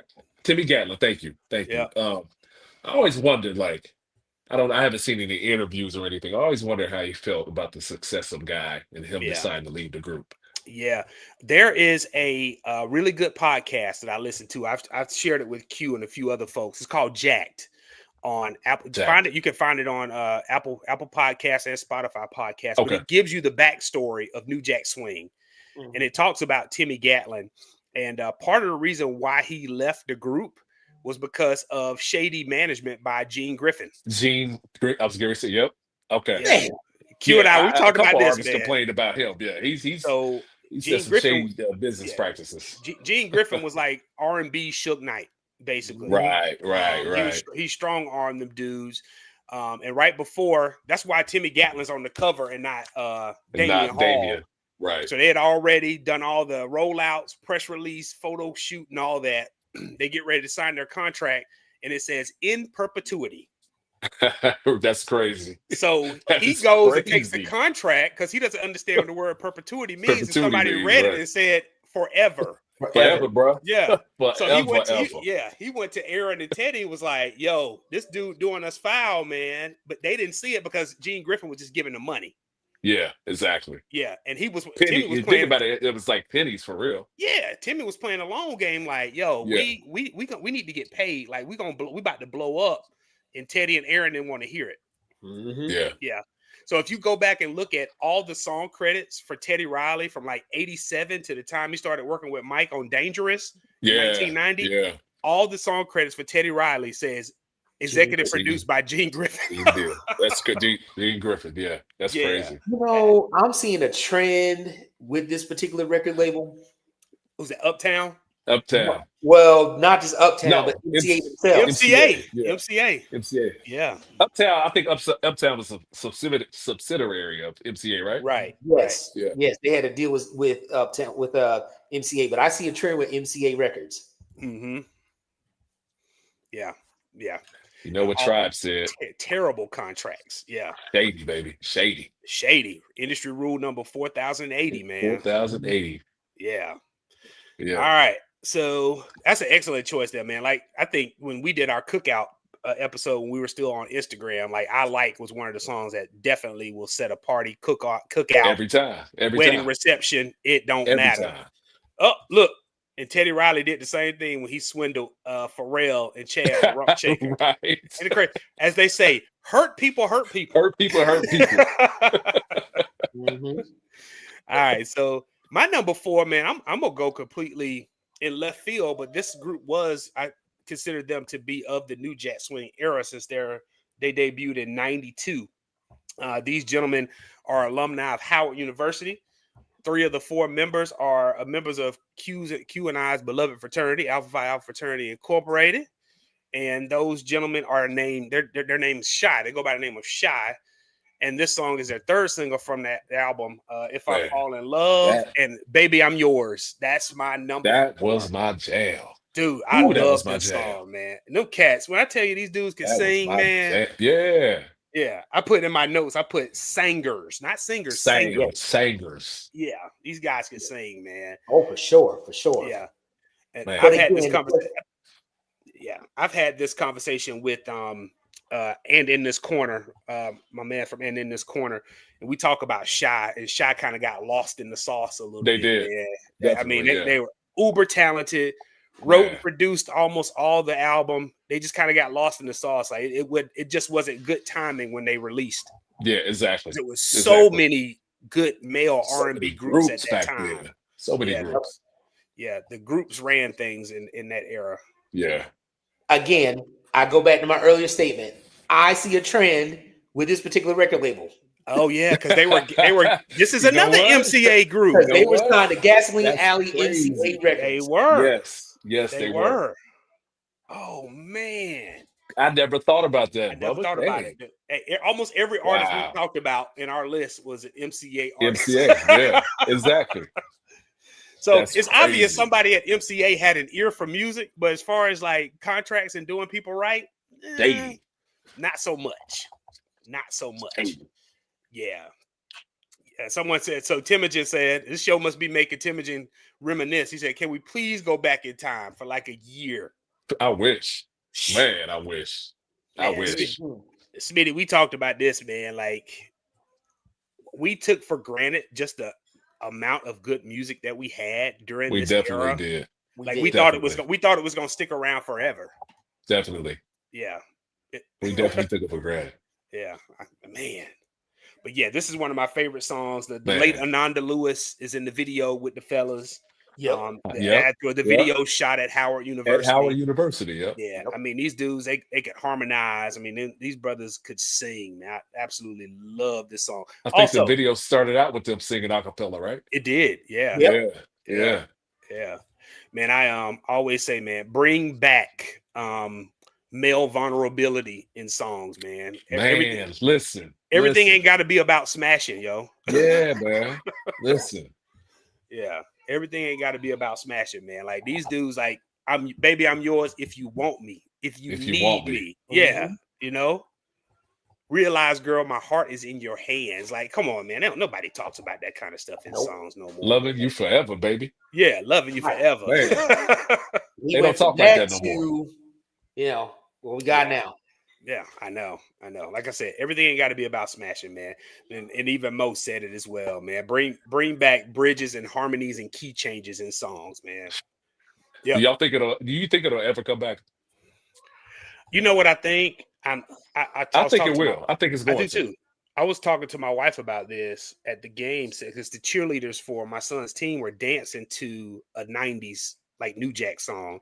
And Wow. I said, you know what? TikTok has introduced a lot of these kids Yes. to the songs Yes. of our era, and Yes. they love it. And they love it. Yeah, They they love love it it, man. So because it's fun. You know what it's I'm saying? fun. Yeah, Yeah. I think it's gonna come back. I think it's I gonna come definitely back. think it's coming back. Yeah. I think it's going to come back, but unfortunately, I don't think it's going to come back in the form that we may think it will. Okay. Mm-hmm. Okay. I feel like if it does come back, it's going to come back kind of like how the way rap's going now. Mm-hmm. It's going to be whitewashed. Mm. Yeah, I think you might Yeah. be right, brother. I think you might be right. Look, Lindsay says, bring back A&Rs. Dude. Hey, Lindsay, yes, exactly. I say that all of the time. Mm-hmm. You would these A&Rs would get these artists, and they be getting developed for 3, 4, 5 years before they even Right. release any music. Exactly. Yep. Now it's like you're making a song. We're putting you out tomorrow. Mm-hmm. Like, come on, man. Yeah. That's why they don't last. That's why they No don't development. last. Exactly. Yeah. Always use Good point. Good I point. always use Earth, Wind, and Fire as my example. Like Earth, Wind, and Fire put out 3 or 4 albums before they finally got it right. Before they got it right. Yep. And then when they Open Our Eyes came out, then it was boom. It was on from there. Like, Yeah. But yeah, like record labels aren't impatient because they're looking for the next big thing.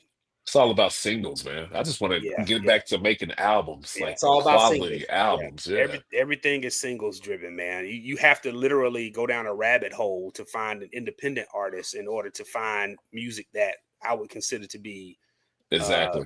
Really good, so to speak. Exactly. Yep. Exactly. All right. So Q, what's your number 4? So in keeping it on true with what we've already been discussing, we discussed this group already numerous times. They gave us many classics, but the one that I chose was from 1990, MCA Records. MCA. The song is "Do Me Right" by Guy featuring Do Heavy Me D. Right. Yes. Yeah. This song I love. I don't know why. I Do Me Right. I love this song. I love this song. It's a great song. I think it's because of the beat and then the subject matter. And like what really gets me is that towards the end when Aaron Hall's like, begging. He's on his knees begging like, sing it like you mean it, Bubba. Sing it like you mean it, man. Yeah. You know what I'm saying? You gotta sing at the top of your lungs when you hear that song. Yeah. Yeah. He said, I gotta know that you my girl. Why don't you just treat me right? Right. Just what is wrong with you? What's wrong with you? They don't do that no more, man. No, man. And you know, Aaron Hall likes to sing dramatically anyway. Yeah. Oh, yeah. Whether it be a slow jam or a mid-tempo or a fast song. So when he just, when Heavy D does his rap and then they had the bridge part or the breakdown part, and then he just comes in with the that's what sets the song give you the chills, Bubba. They give you the chills, bro. Yeah, man.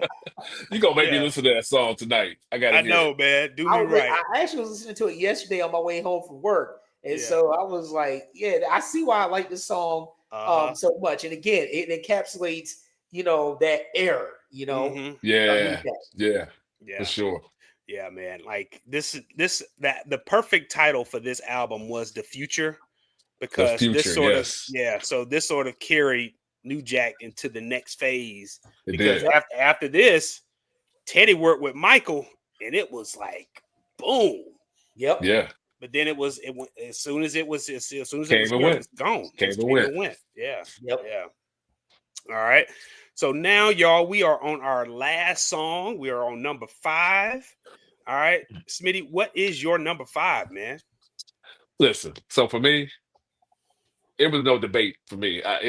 When you said top 5, it was immediately I went to this song. Yeah.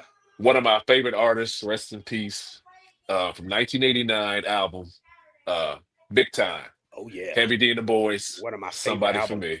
One of my Heavy D and the Boys featuring Al B. Short. Listen, to this day, like Wilder said, to this day, that song, that's my shit, man. I'm sorry. Yeah, no, you good, bro. That's my ish. Yeah.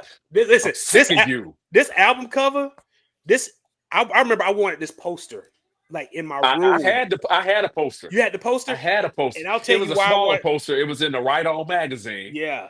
And it was that poster. Yeah. Yes. I had it too. You had it? I wanted it was this in Right poster. On. I wanted this poster so bad because if you remember, they were on the episode of A Different World. They were. Oh, yeah. And Dwayne and Ron had the poster in their apartment. And I was like, yo, I gotta find this poster, man. Yeah.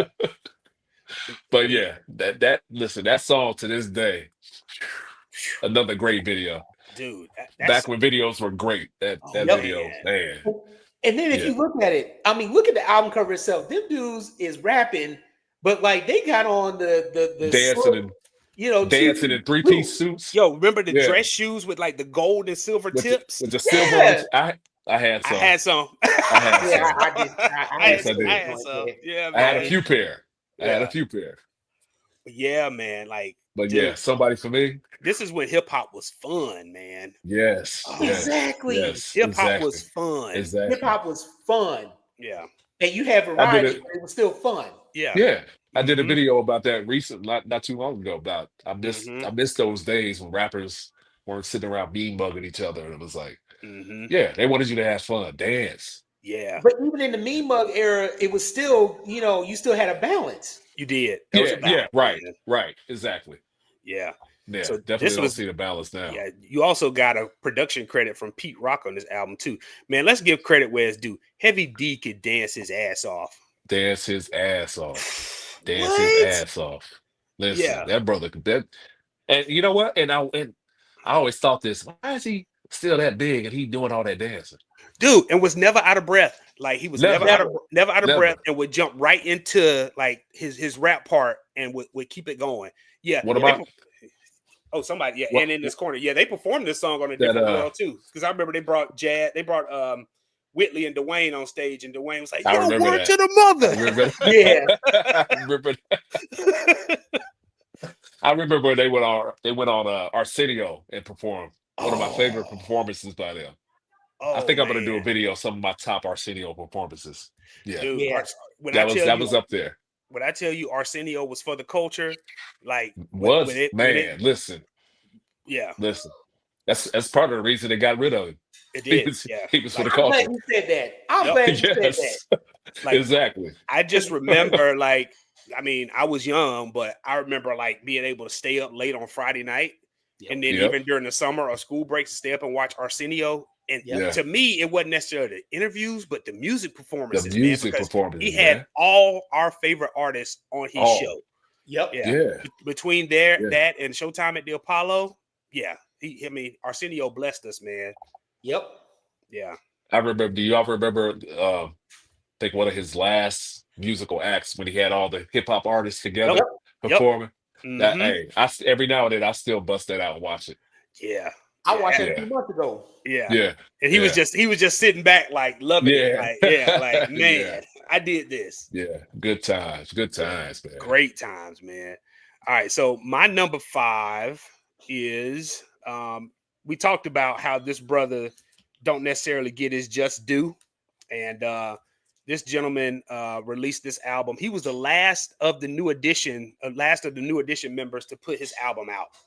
And it was none other than Mr. Ralph Tresvant. And it was the first single from his self-titled album, Sensitivity.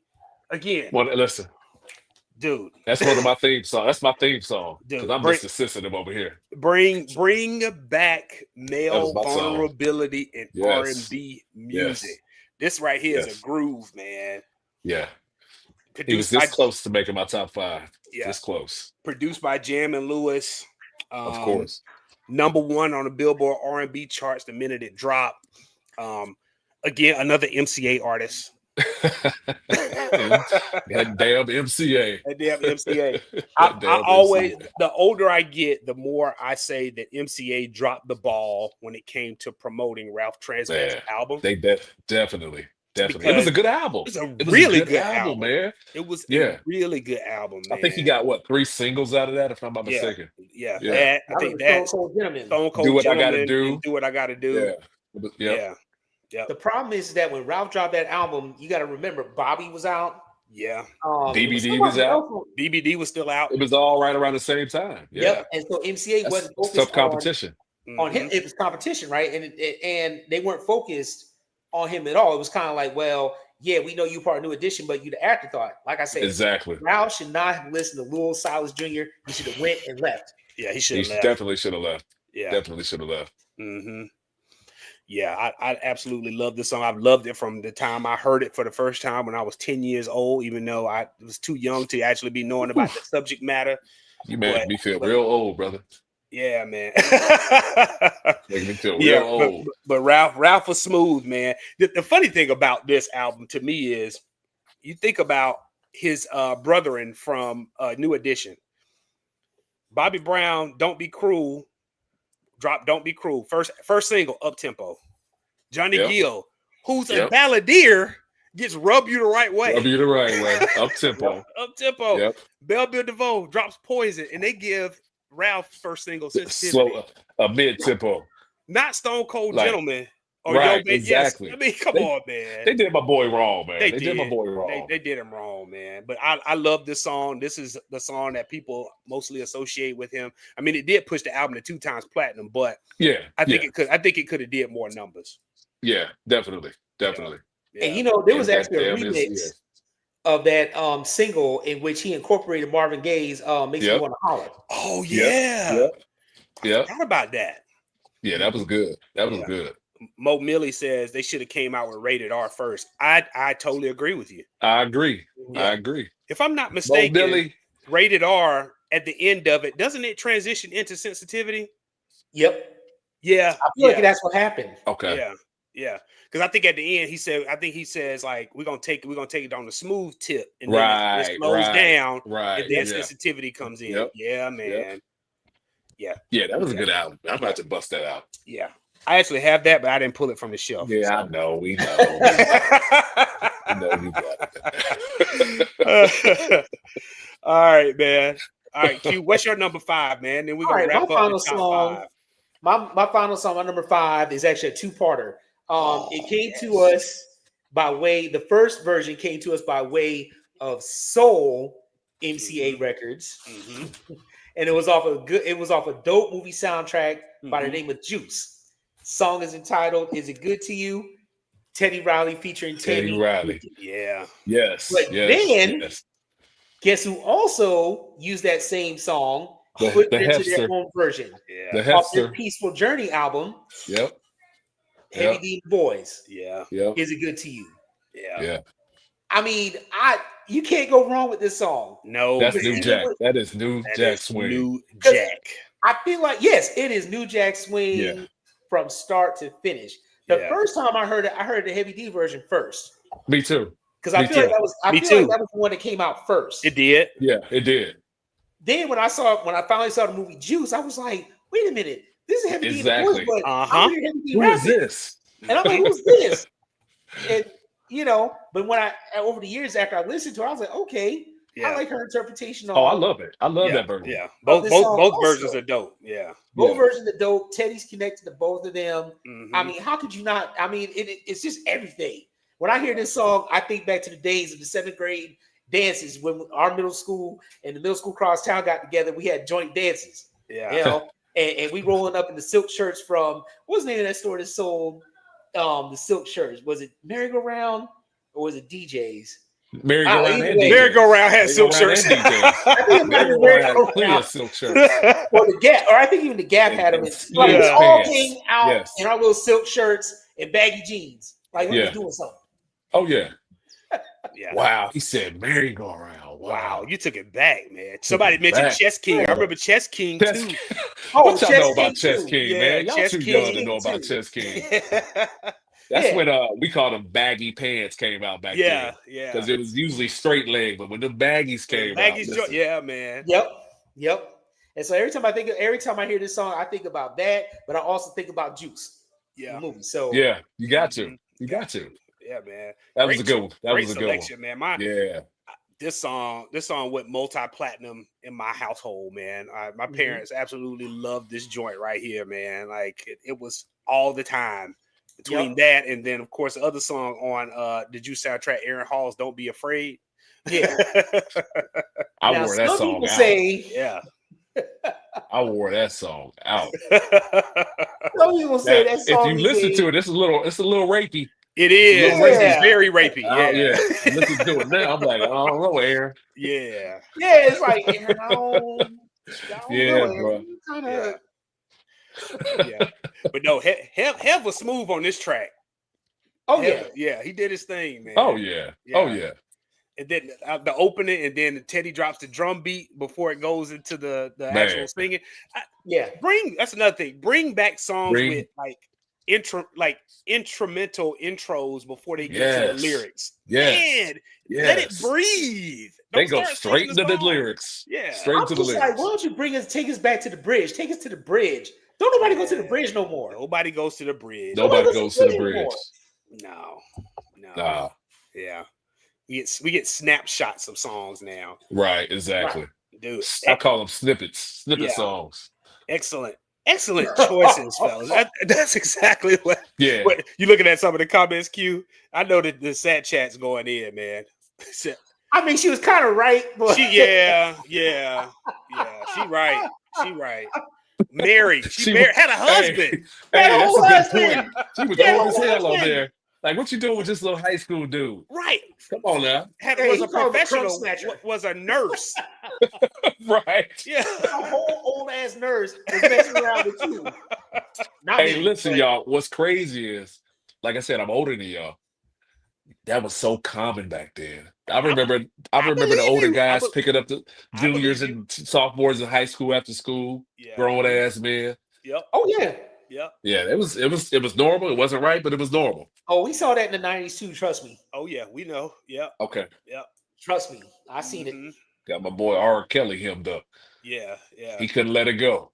Nope. Mhm. To Couldn't pick let us it go. bring back songs that I can actually play as people enter our monthly meetings. I just play our old music. Yeah, same. Same it. Yep. Same. Yep. Yep. Yep. Same. Juice could look at this. Juice could never get made today. Oh, Even hell Samuel no. Jackson character. No, man. No. No, You can't, hell no, no. man. No. Nah. Nope. No. Nope. They'd have to No. put that Hell, joint on half the Tubi. movies they made back then couldn't get made today. They'd have to Nope. put Juice on Tubi. Right. Yeah. It'd be a Tubi special, yo. Basically. Yeah, look, hey, you know what? And in this corner, you right, man. We may have to do that. Like Q and I, we're already starting to think about 2026. We might have to put together an R&B panel and do like a state of R&B music discussion. Like State for of real, R&B.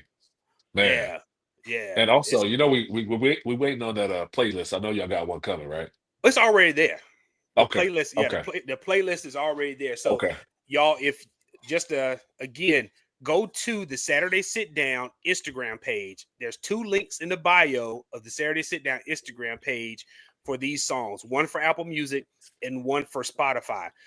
Both of those links are also in the description for this show on YouTube. So if you scroll down, if you're watching the show, you scroll down into the description of the show.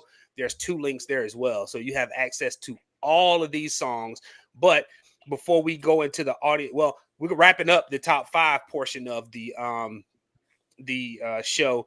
But before we go into that, let's talk about a few honorable mentions, y'all. What are some songs that you had on your list that didn't make your top 5? All right, Smitty, I'm gonna let you go first. Listen, another one of my favorite girl groups from back in then. You know, I was a young guy. I was hot in the pants. You know, just like most teenage boys. But those damn good girls and that Your Sweetness. Listen, that was Oh man, I almost choked on my water, bro. Your Sweetness by the Good Girls. Yeah. Oh, I remember that song. I remember that song. Oh yeah, that's definitely one of my honorable mentions. Yeah. Okay. Q, what's some of your honorable mentions, man? I'll give you 3. My first one was "Girl, I Got Eyes on You." Got my eyes on you by Today. Today, yes. That's my joint. Yeah. Even though Teddy didn't produce that, it sounds like a Teddy. It sounds like a Teddy joint. I feel like somebody stole from Teddy, but another story. Other one I'm gonna give you is "Pleasure Principle" by Janet. Yeah. Like that song too. Yeah. It's one of my favorites. And we actually mentioned this gentleman before. I'm gonna give you 2 songs by him. Father MC, I'll Do For You, and Everything's Gonna Be All Right. Listen, I say it all the time. He doesn't get his just due. Nope. Never. He does not get his just due. Dude, what Never. was He didn't. Speaking of Father MC, yo, I found that album with those songs on it on the freaking like bargain bin rack at the record store. I did too. I found one. I couldn't believe it, man. It was like I was like $5. This joint. This is like epitome of New Jack Swing, man. Listen. I don't know if y'all remember. If you don't remember, go listen to the song "Close to You." That's my song. Father MC, "Close to You." Let's go listen to it after the show. All right, add it to the playlist, Q, please. Please. Yeah. So I saw Michael Jones put in earlier. Karen White did not make any of our top 5, but I'm going to shout out a couple Karen White songs. And The Way You Love Me and Secret One of my Rendezvous. favorites. Yeah. One of my favorites. Yeah. The Way You Love Me. Oh, yeah. Yeah. The Way You Love Me. Shout out to Cardi B because of Cardi B's sample of Janet's The Pleasure Principle. Janet's Pleasure Principle is now back on the charts, making her. Oh, she sampled it? She sampled it. She sampled it. I that can't makes say I'm listening to Cardi B. Janet, one of the few artists in music who has charted in 5 different decades. That's crazy. 5 decades, man. It's crazy. And matter of fact, Cardi gave Janet the credit because if you notice that on that song, she says featuring Janet Jackson. So I'm saying, really? Like, is Janet gonna sing? I don't know. I don't think Janet sang on it, but she just gave her the credit. Maybe that was a stipulation to be able to use that sample. Probably, could be on there. Yeah. Yo, peep these. That's dope. Yo, the Sat Chat got some joints in here. Tony feels good. Yeah. Oh yeah. I see It's For You by Shanice. You did a video on that, Smitty. Listen, so underrated. Well, if you know, you know. You know. Yeah. I'm still mad they don't have it on streaming. That's crazy to me. Exactly. That's crazy to me. Yeah. But definitely. That's a great song. Great song by Christopher Williams. Williams, yeah, for sure. Yeah, I like the way Kissing Game. This is mine, right? This is one of my favorites right here. Yeah. That was, you highlighted that one when you did we did the 90s show, right? Yep, I believe so. Yeah. Every Little Thing You Do. Every Little Thing You Do by Soul For Real. You could even add Candy Rain in there too, because that was sort of the tail end of New Jack Swing. I was just about to say, Soul For Real was on that tail end. They were. Because they were Heavy D's group. Yeah. Yep. That was his sound. Dial My Heart by the Boys. I see that. That almost made my list. Made my list. Why Get Funky on Me? Let me see. Oh, She's Playing Hard to Get. I saw somebody mention High Five. Yep. Yep. Aisha from Another Bad Creation. Playground. Those were 2 of mine. They almost made my list. Yeah. BBD, the whole damn Poison album. my song is I Thought It Was Me. That is my song. That was on my honorable mention list. Yeah. All Right by Janet Jackson. Yeah, for sure. You mentioned that earlier. Yeah. Jam by Michael Jackson. Okay. Yep. All right. So those of you who are Michael Jackson fans that are not of a certain age, Michael Jackson specifically pointed to Teddy Riley and said, I want you to produce my album, because he wanted a new sound. He felt like Quincy was outdated. Yeah. So him and Quincy split. He went and worked with Teddy, and they created magic. So Dangerous is a New Jack Swing album. That Keep It in the Closet. Listen. What? Listen. Yeah. That's some of Eddie's best work. Oh, absolutely, without a doubt. And he finally got some money. He got paid. Finally. Yeah, he got paid with that Dangerous album. Yeah. Exactly. All right. Excellent choices, man. The audience jumped in on that participation with me even having to throw the prompt up on the screen. So this will be our last audience participation question. We can talk about this too. Janet Jackson's Control album, New Jack or nah? I'm gonna say yes. I'm gonna say elements of New Jack, maybe 1-2 songs tops, but as far as full album, I'll say no. Okay. I'll say no. Yeah. Like you said, Pleasure Principle. To me, that's towing the line of your regular R&B and New Jack, but great song, of course. Maybe nasty. Yeah. Yeah. So I would say those two. it's sort of the bridge. Like you got what you call it? You coming down the road, going up the hill. You got Post Boogie Disco. You got the Bridge Control, and then you got Make It Last Forever, and then we got New Jack. Right. Yep. Yeah. All right.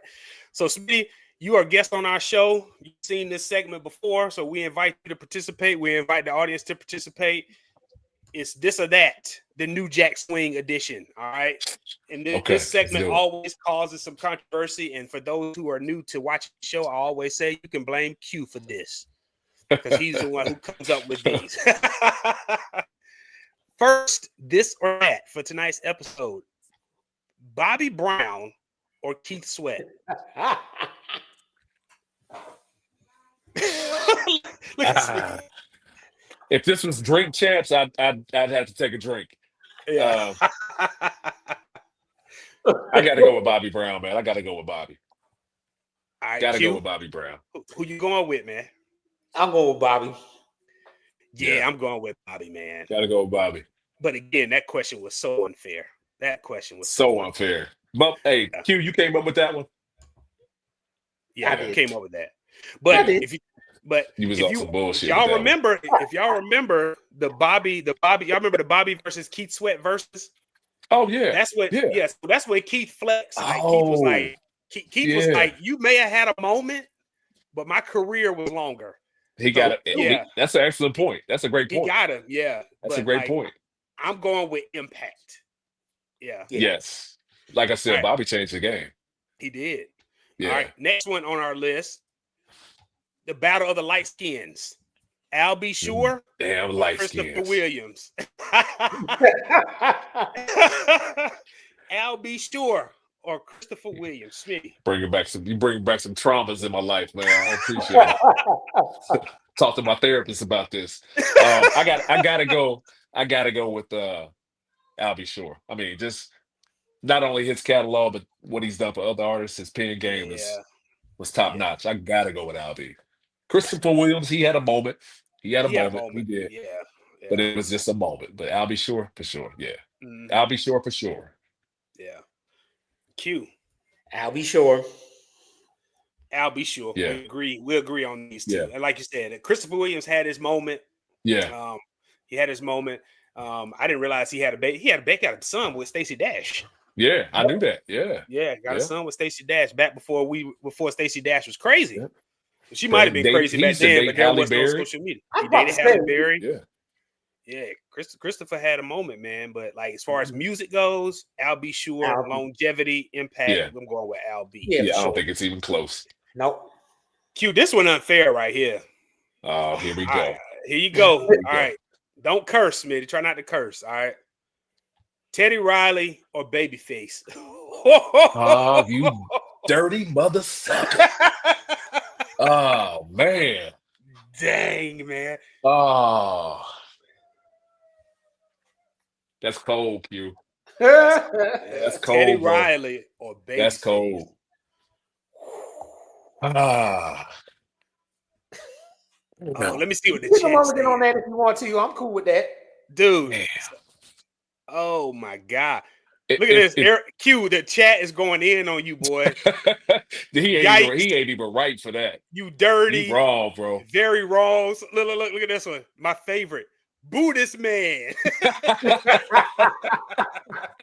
Exactly. Buddhist man. Buddhist That's some bull. man. That's some bull. Yeah. Yeah. Dang, man. Like Teddy was like that was my whole like teenage era, man. That was my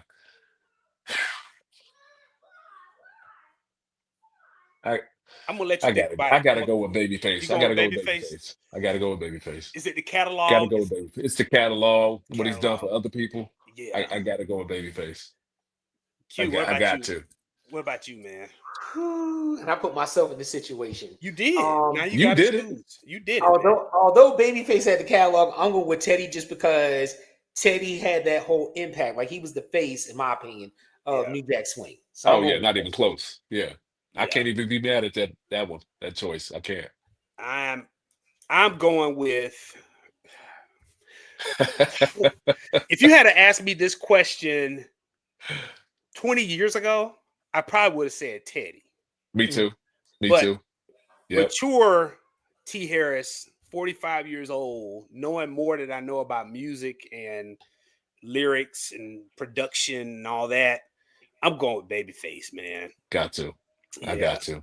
If yeah, you've been to one of his concerts, that it's a reminder. Because yeah, sometimes you forget not only his songs, but what he's done for other people, and he performs those songs in yeah, concert. It's yeah. like, oh shoot, I forgot he did that. Look at this. So yeah, QG, you chose violence today. he definitely chose violence. This one Definitely. right here, I will not choose. And in this corner, I will not choose between the two. Hey, I was almost at that point. I was gonna like, Yeah, I was about to be like toss up. yeah, yeah. And then the last one, Theodore was too much for verses. I was over him. Hey, Babyface had his iPhone 6 with his blue yeah, suit jacket ready. Teddy, He did. With the, Teddy was. he had a candle lit. He was in did. a dark studio. He had the acoustic he, ready to go he had too. the acoustic guitar. You remember he had like the Grammys in the background so you could see him like that. Teddy couldn't get it together. It was rough. The classic meme where he turns around like this. Yeah. Hey, what about the brother that was there doing all Oh the yeah, the dancing brother, with the him? hype man. Yeah. And then it just paused. Yeah, Babyface was just sitting there like waiting for you to come back. But you know what? That was the verses that changed verses, because before that, people was just in their house playing In their music house, from their right. phone. Yep. Teddy gave us a production, and then from that point forward, all the verses moving forward Everybody. was a production Yep. until we had Exactly. the last one, which was an absolute train wreck with Garbage. Ray J and them dudes. Oh my Garbage. God. That was terrible. That was terrible. All right. Next one. Guy or Today? Guy. You don't hold Guy. Easy. Guy. Gotta go with Guy. Easy. Easy. Not even close. Don't get me wrong. Today they had some bangers. Yeah, they had But some bangers. you gotta man. be Guy. Yeah. All right. Belle Biv DeVoe or Boys to Men? I'm going with BBD. I'm going with Boys to Men. I'm going with, you know what? I gotta go with BBD. I used to love Boys to Men until they started getting real poppy towards the end. Towards the later ones. But they started I kind of fell off the Boys to Men train. I gotta go with BBD. Yeah. Gotta go with A BBD. lot of people are with you guys. A lot of people chose BBD. I see a few Boys to Men in here. After those first two, I kind of really I wasn't tapped in with them. Boys to Men's first album, Cool and High Harmony, classic. Still their best album to me. Absolutely, without a doubt. Yeah. But it ain't nothing like being at a party in 2025 and they drop Poison. Yeah, that's this day. That's real. To this day. To this day. Yeah. To this day. To this day. All right. Next one. The battle of the light-skinned divas. Jasmine Guy or Tisha Campbell. Still here. Jasmine Guy or Tisha Campbell. And both of them they had television, they had their dance, they had movies, they had TV, they both had an album that came out. Yep. Yeah. I gotta go with Tisha. I'm going with just Tisha for the simple fact she was Gina. I gotta go with Tisha. Yeah, I'm going with Tisha also. I'm going with Tisha, man. You got to push. Y'all remember Martin's response? Martin, that's what I'm singing. No, Gina. You gotta push. She had a couple singles off that one and only album, if I recall. Yeah. She did. Whereas Jasmine Guy only had the one single Triumph. One song. What's the name of Jasmine's song? I don't even remember. Yeah. Now they Now they were a part of the same sorority in school days. Y'all remember? Yep. Yeah. They did that song. What's that song? Oh God. I Don't Want to Be Alone Tonight. Yeah. That's a dope record. I feel like that got released as a single. It did. When I was looking this up, it got released as a single. Yeah. And Tisha Campbell was the lead singer on that, right? Yeah. Yeah. All right. This is this TLC's Ain't Too Proud to Beg or MC Light's Roughneck? I'm going with Roughneck. I'm going with Roughneck. Gotta what? Yo, gotta Roughneck. Dude, is Teddy Riley produced that? I You don't know think what? so. I don't think he did, but it definitely It sounds sounds like like it's Teddy Teddy Riley Riley song. Sounds like, coded. but Yeah. I don't think he. I Oh don't yeah. think so. Okay, But then everybody tried to sound like Teddy Riley. they So Yeah. did. They it makes did. sense, yeah. But I definitely got to go with Roughneck. Yeah. I don't know. Let me see if Teddy Riley produced. The song was actually produced by Teddy Riley's the dude for Rex and Effects. Oh, Akil, the bald head yeah. dude? The bald head dude, Akil Yeah, the Davidson. bald Yep. head one. Right, Yep. right, Okay. right. Yep. So that explains that connection then. That That makes explains sense the then. connection. Yeah. That's why it sounded like Yeah. Teddy. Okay. Mm-hmm.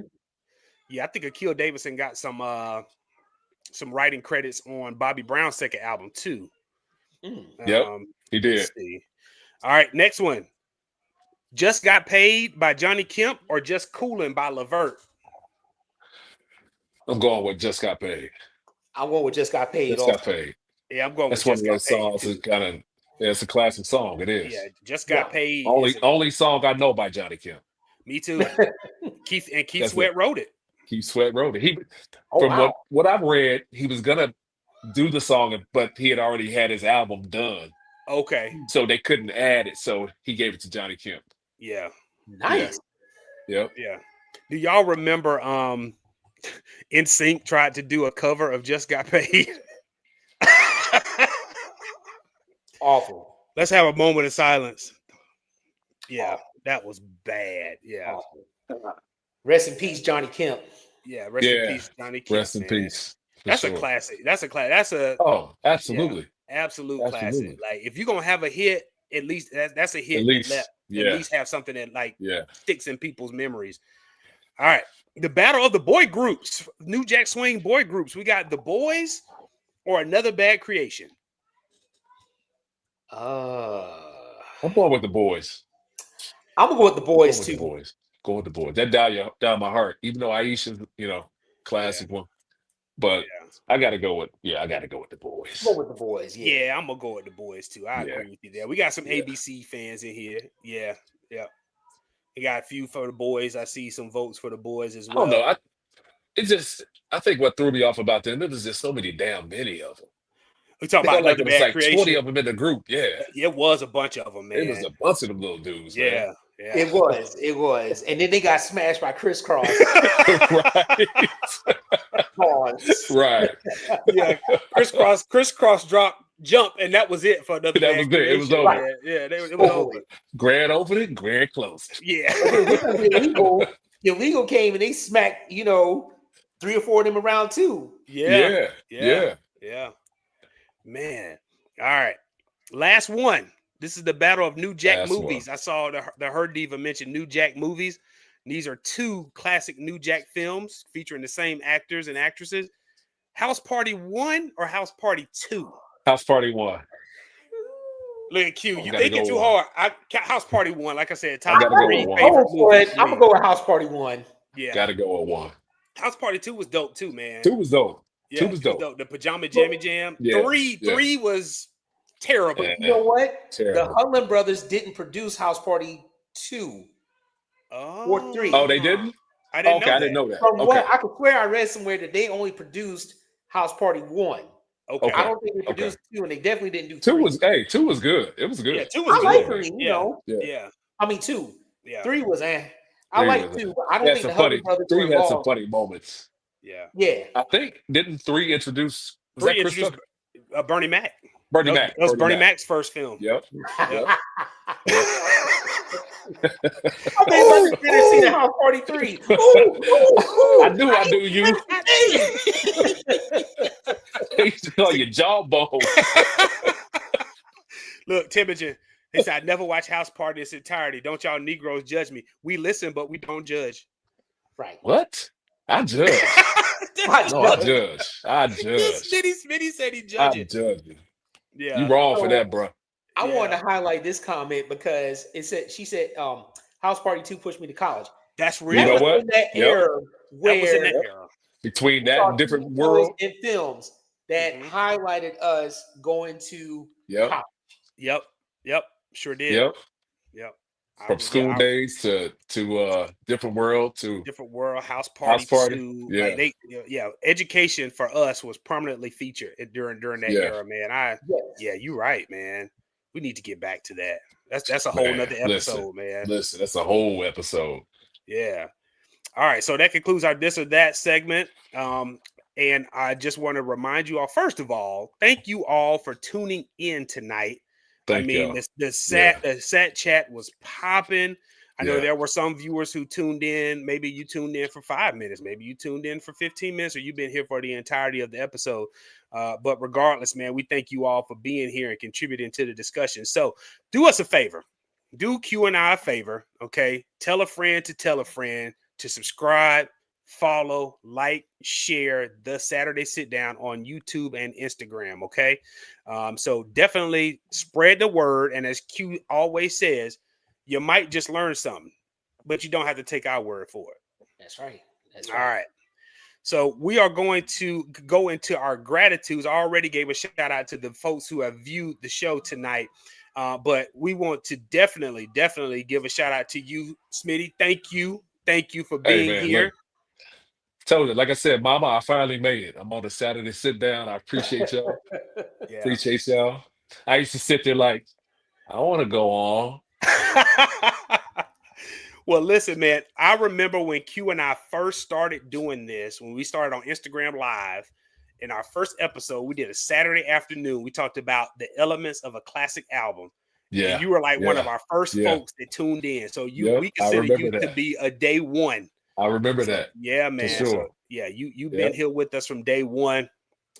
Certainly appreciate you being here this evening, man. Thank you for your contributions to the chat, man. You definitely made this fun, man. We appreciate it. I had a good time. Had a good time. Yeah. Hey, remember, Stevie Wonder is God's favorite artist. Oh, we don't disagree.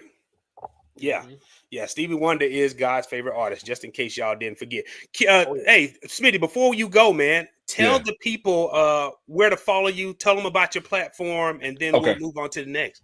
So again, Smitty Soul Shack on IG, even TikTok. Follow me, please. Also, my podcast with my guy Tony, Music is the Glue. Check us out on YouTube or Apple, Spotify, wherever you get your podcast. Check me out, please. Check out your boy. Appreciate it. Again, y'all make sure y'all fun, guys. I had fun, guys. Listen, we had a blast, man. And after the long week I had at work, this was exactly what I needed, man. You talking?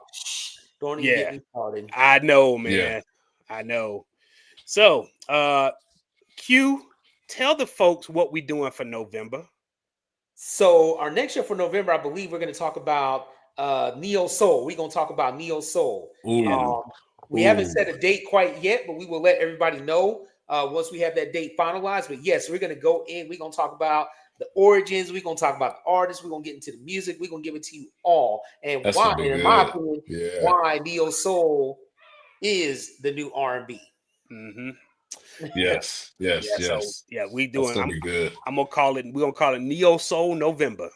Yes. Neo Soul November. Yeah, that's right. Get your incense. Get your incense. Get your kufi. Your drawstring. Not the kufi. Get your kufi. Your drawstring carpet. Hoodie. Yep. Oh yeah. Oh yeah. So, we definitely talking Neo Soul. We're going to have a guest on. Not going to tell you the guest until we get close to the time once we finalize a date. But we are super duper excited about what's to come as we close out 2025 with the Saturday Sit Down. So, again, thank you all for tuning in to tonight's episode. This concludes episode 3 of season 3.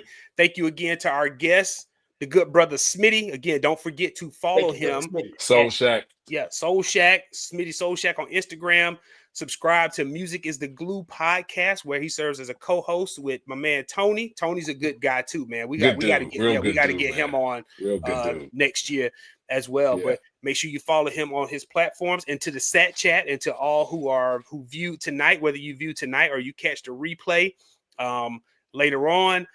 We appreciate you being here. And with that being said, y'all have a blessed night and have a fantastic rest of your weekend. All right. Peace out. Peace. Peace out.